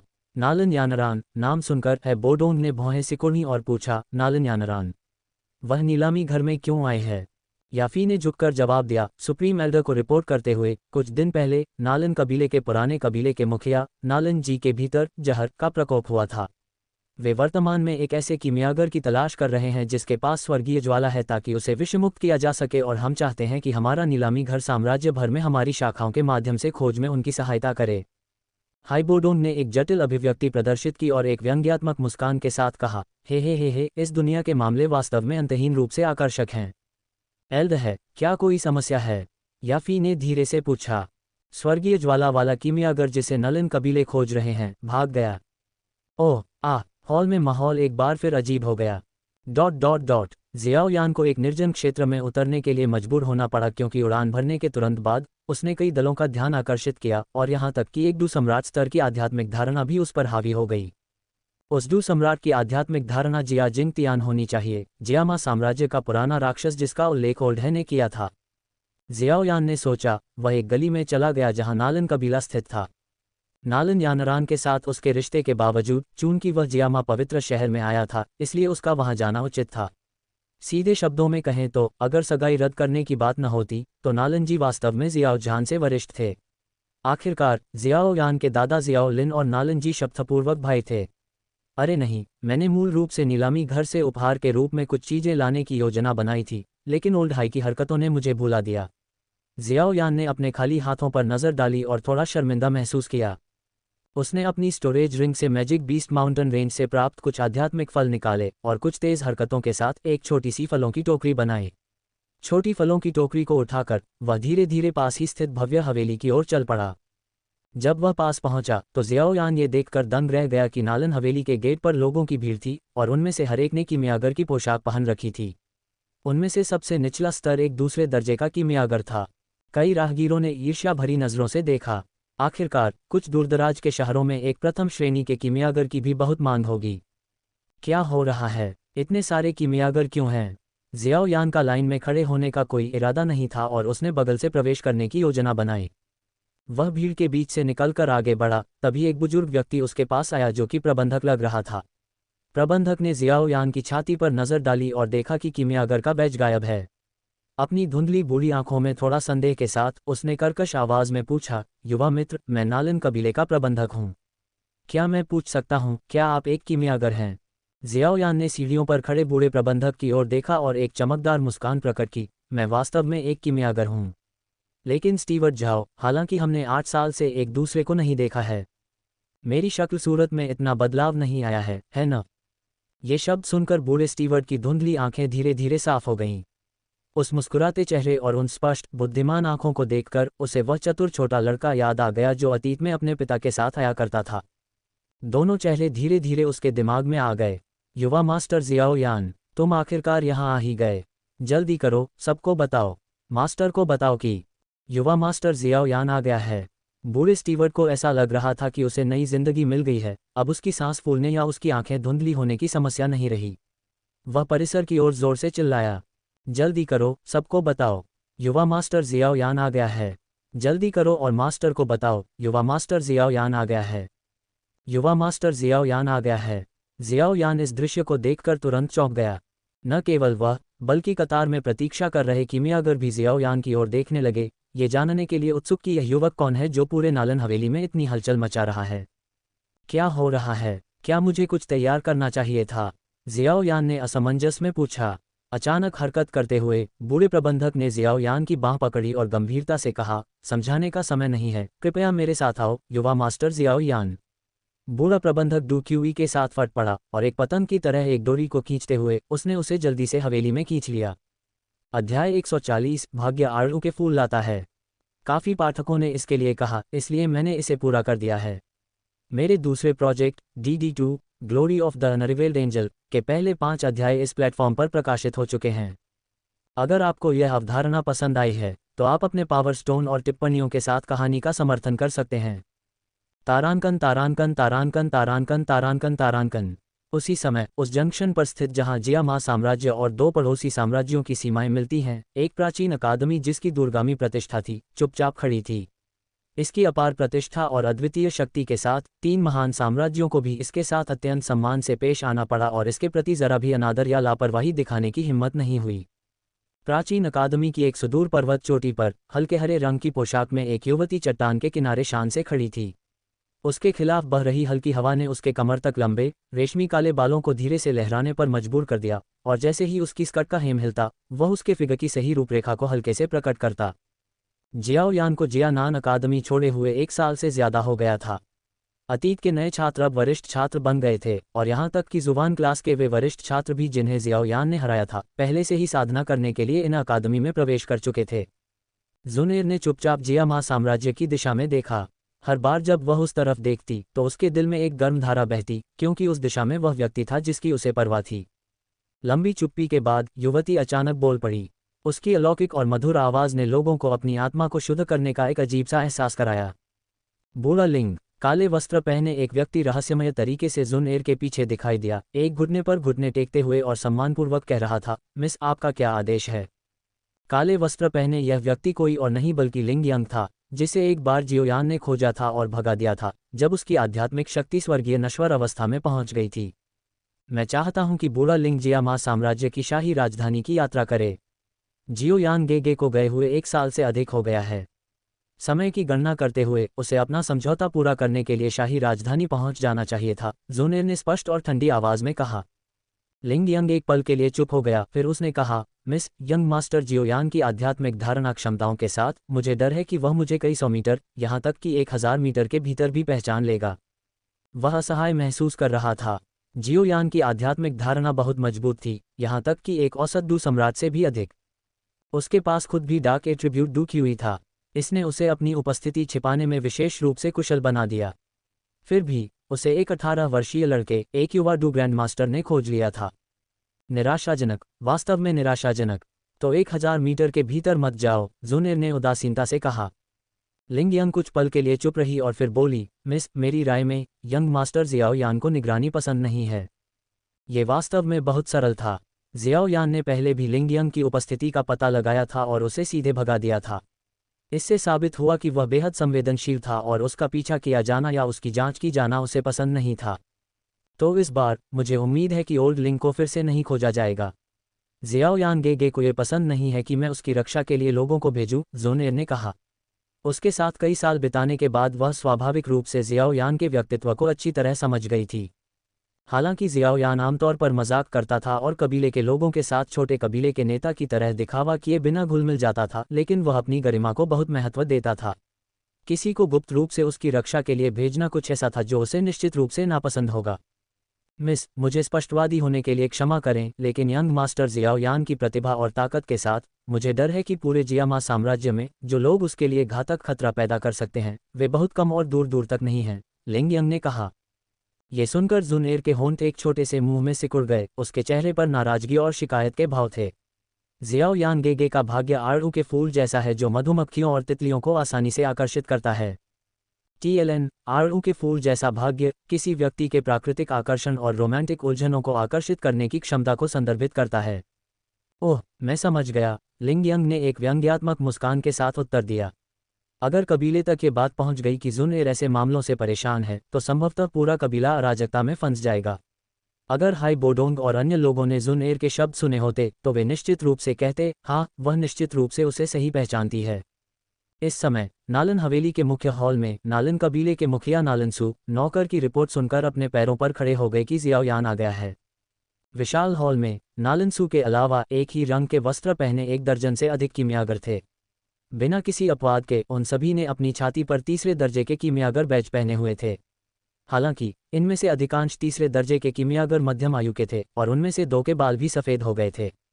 मूल रूप से नालन यानरान भी अपने पिता के साथ विभिन्न स्थानों से आई कीमियागरों को प्राप्त करने के लिए यहाँ थी। हालांकि कुछ चर्चा के बाद उसे मितीर कबीले में मितीर नीलामी घर से मदद मांगने के लिए भेजा गया, जिसकी साम्राज्य भर के विभिन्न शहरों में शाखाएं थीं, ताकि एक कीमियागर को खोजने में मदद मिल सके जिसके पास स्वर्गीय ज्वाला हो। वह भी अभी वहां से निकली थी। Master, master, young master Xiao Yan यहाँ है, एक नौकर दौड़ता हुआ आया और रिपोर्ट की। उसे तुरंत अंदर बुलाओ, नालनसू ने निर्देश दिया। फिर वह अपने सामने बैठे हैरान कीमियागरों की ओर मुड़ा और कहा, प्रिय अतिथियों, असुविधा के लिए मैं क्षमा चाहता हूँ, लेकिन हमने सफलतापूर्वक एक कीमियागर ढूंढ लिया है। फिर भी हम आप सभी को मुआवजा देंगे। सभी कीमियागर एक दूसरे को देखते रहे, लेकिन जाने की कोई जल्दी नहीं थी। वे सभी देखना चाहते थे कि कौन संभवतः उस जलते हुए जहर का इलाज कर सकता है जिसके खिलाफ गुहे भी असहाय था। थोड़ी देर में जियाओ यान, जिसे जल्दी से घसीटा गया था, बूढ़े प्रबंधक द्वारा आंतरिक हॉल में लाया गया। उसके पहले साफ सुथरे बाल चिड़िया के घोंसले की तरह गंदे हो गए थे। जियाओ यान को आते देखकर भले ही वे 8 साल से नहीं मिले थे, नालनसू ने उसे एक नज़र में पहचान लिया। वह दौड़कर आया, जियाओ यान के हाथ पकड़े और तुरंत पूछा, पुण्यवान भतीजे, मैंने यानरान से सुना है कि तुम्हारे पास एक स्वर्गीय ज्वाला है, क्या ये सच है? नालान कबीले को 2 साल से ज्यादा समय से पता था कि जियाओ यान एक कीमियागर है, क्योंकि वुटेन शहर में उसका सार्वजनिक कीमिया प्रदर्शन पूरे शहर में मशहूर हो गया था। जियाओ यान ने नालानसू की ओर देखा, जो उससे कहीं ज्यादा मजबूत था, और सिर हिलाया, मम्मा। जियाओ यान को सिर हिलाते देख नालान कबीले में हर कोई उत्साहित हो गया और चिल्लाया, आखिरकार बूढ़े गुरु को उम्मीद जगी है। नालानसू की आंखों में आंसू भर आए और उसने माफी मांगते हुए कहा, मुझे पता है कि यानरान ने अतीत में कुछ ऐसे काम किए थे जिससे तुम्हारे जियाओ कबीले को नुकसान पहुंचा था।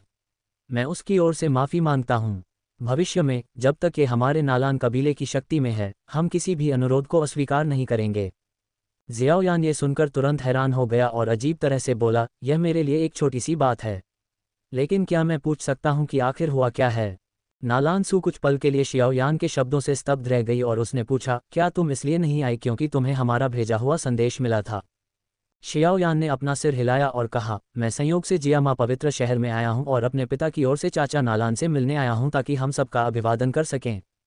उसने फलों की टोकरी भी अपने हाथ में उठा ली ताकि यह संकेत दे सके कि वह वास्तव में यहाँ एक यात्रा के लिए आया है और उसे नहीं पता कि क्या हुआ है। मेरे साथ आओ और मैं चलते चलते तुम्हें समझाता रहूंगा।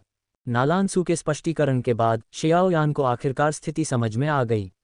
पता चला कि कई साल पहले नालान जी को सियरिंग जहर दिया गया था और वह इसे दबाने के लिए अपने डुकिंग के डुक्यूई पर निर्भर था। हाल ही में सियरिंग जहर अचानक भड़क गया और लगभग उसकी जान ले ली। यहाँ तक कि पिलकिंग बूहे भी उसका इलाज करने में असमर्थ था और उसे जीवन को लंबा करने के लिए केवल कुछ गोलियां दे सकता था। उन्होंने बताया कि जलते हुए जहर को पूरी तरह से मिटाने के लिए नलन जी के शरीर में प्रवेश करने और जहर को जलाने के लिए एक स्वर्गीय ज्वाला की आवश्यकता होगी। थोड़ी देर बाद जब नलन यानरान वापस लौटी और उसे इस मामले के बारे में पता चला तो उसे वह ज्वाला याद आई जिसका इस्तेमाल जियाओयान ने यान शहर में मोचेंग से लड़ते समय किया था, जो एक स्वर्गीय ज्वाला जैसी थी, और इस तरह उसने लोगों को उसे खोजने के लिए भेजा। लेकिन वे हर जगह खोजने के बाद भी उसे नहीं पा सके। उन्हें उम्मीद नहीं थी कि जियाओयान वास्तव में रॉक डेजर्ट सिटी में था और उन्होंने मान लिया कि वह जानबूझकर उनसे बच रहा है। इसलिए जब बूढ़े प्रबंधक ने जियाओयान को नलन हवेली में आते देखा तो वह बहुत उत्साहित था, ये सोचकर कि उसने आखिरकार उन्हें माफ़ कर दिया है और नलन जी को बचाने आया है। ये सुनकर जियाओयान ने एक व्यंग्यात्मक हंसी निकाली। हालांकि नालन यानरान द्वारा सगाई रद्द करना बहुत ही असभ्य था, लेकिन इसका जियाओ कबीले पर कोई असर नहीं पड़ा और उसने अंत में उसे पीटा भी। जैसे ही वह धीरे धीरे बड़े बिस्तर के पास पहुंचा, उसकी नज़र उस पर लेटी हुई आकृति पर पड़ी। एक बार उसकी याद में प्रभावशाली नालन जी अब बांस की छड़ी की तरह पतली हो गई थी, उसकी त्वचा हड्डियों से चिपकी हुई थी। उसके चेहरे पर हल्के भूरे काले रंग के बड़े बड़े धब्बे थे, वास्तव में मौत की आभा का संकेत था। ये वास्तव में बहुत गंभीर है।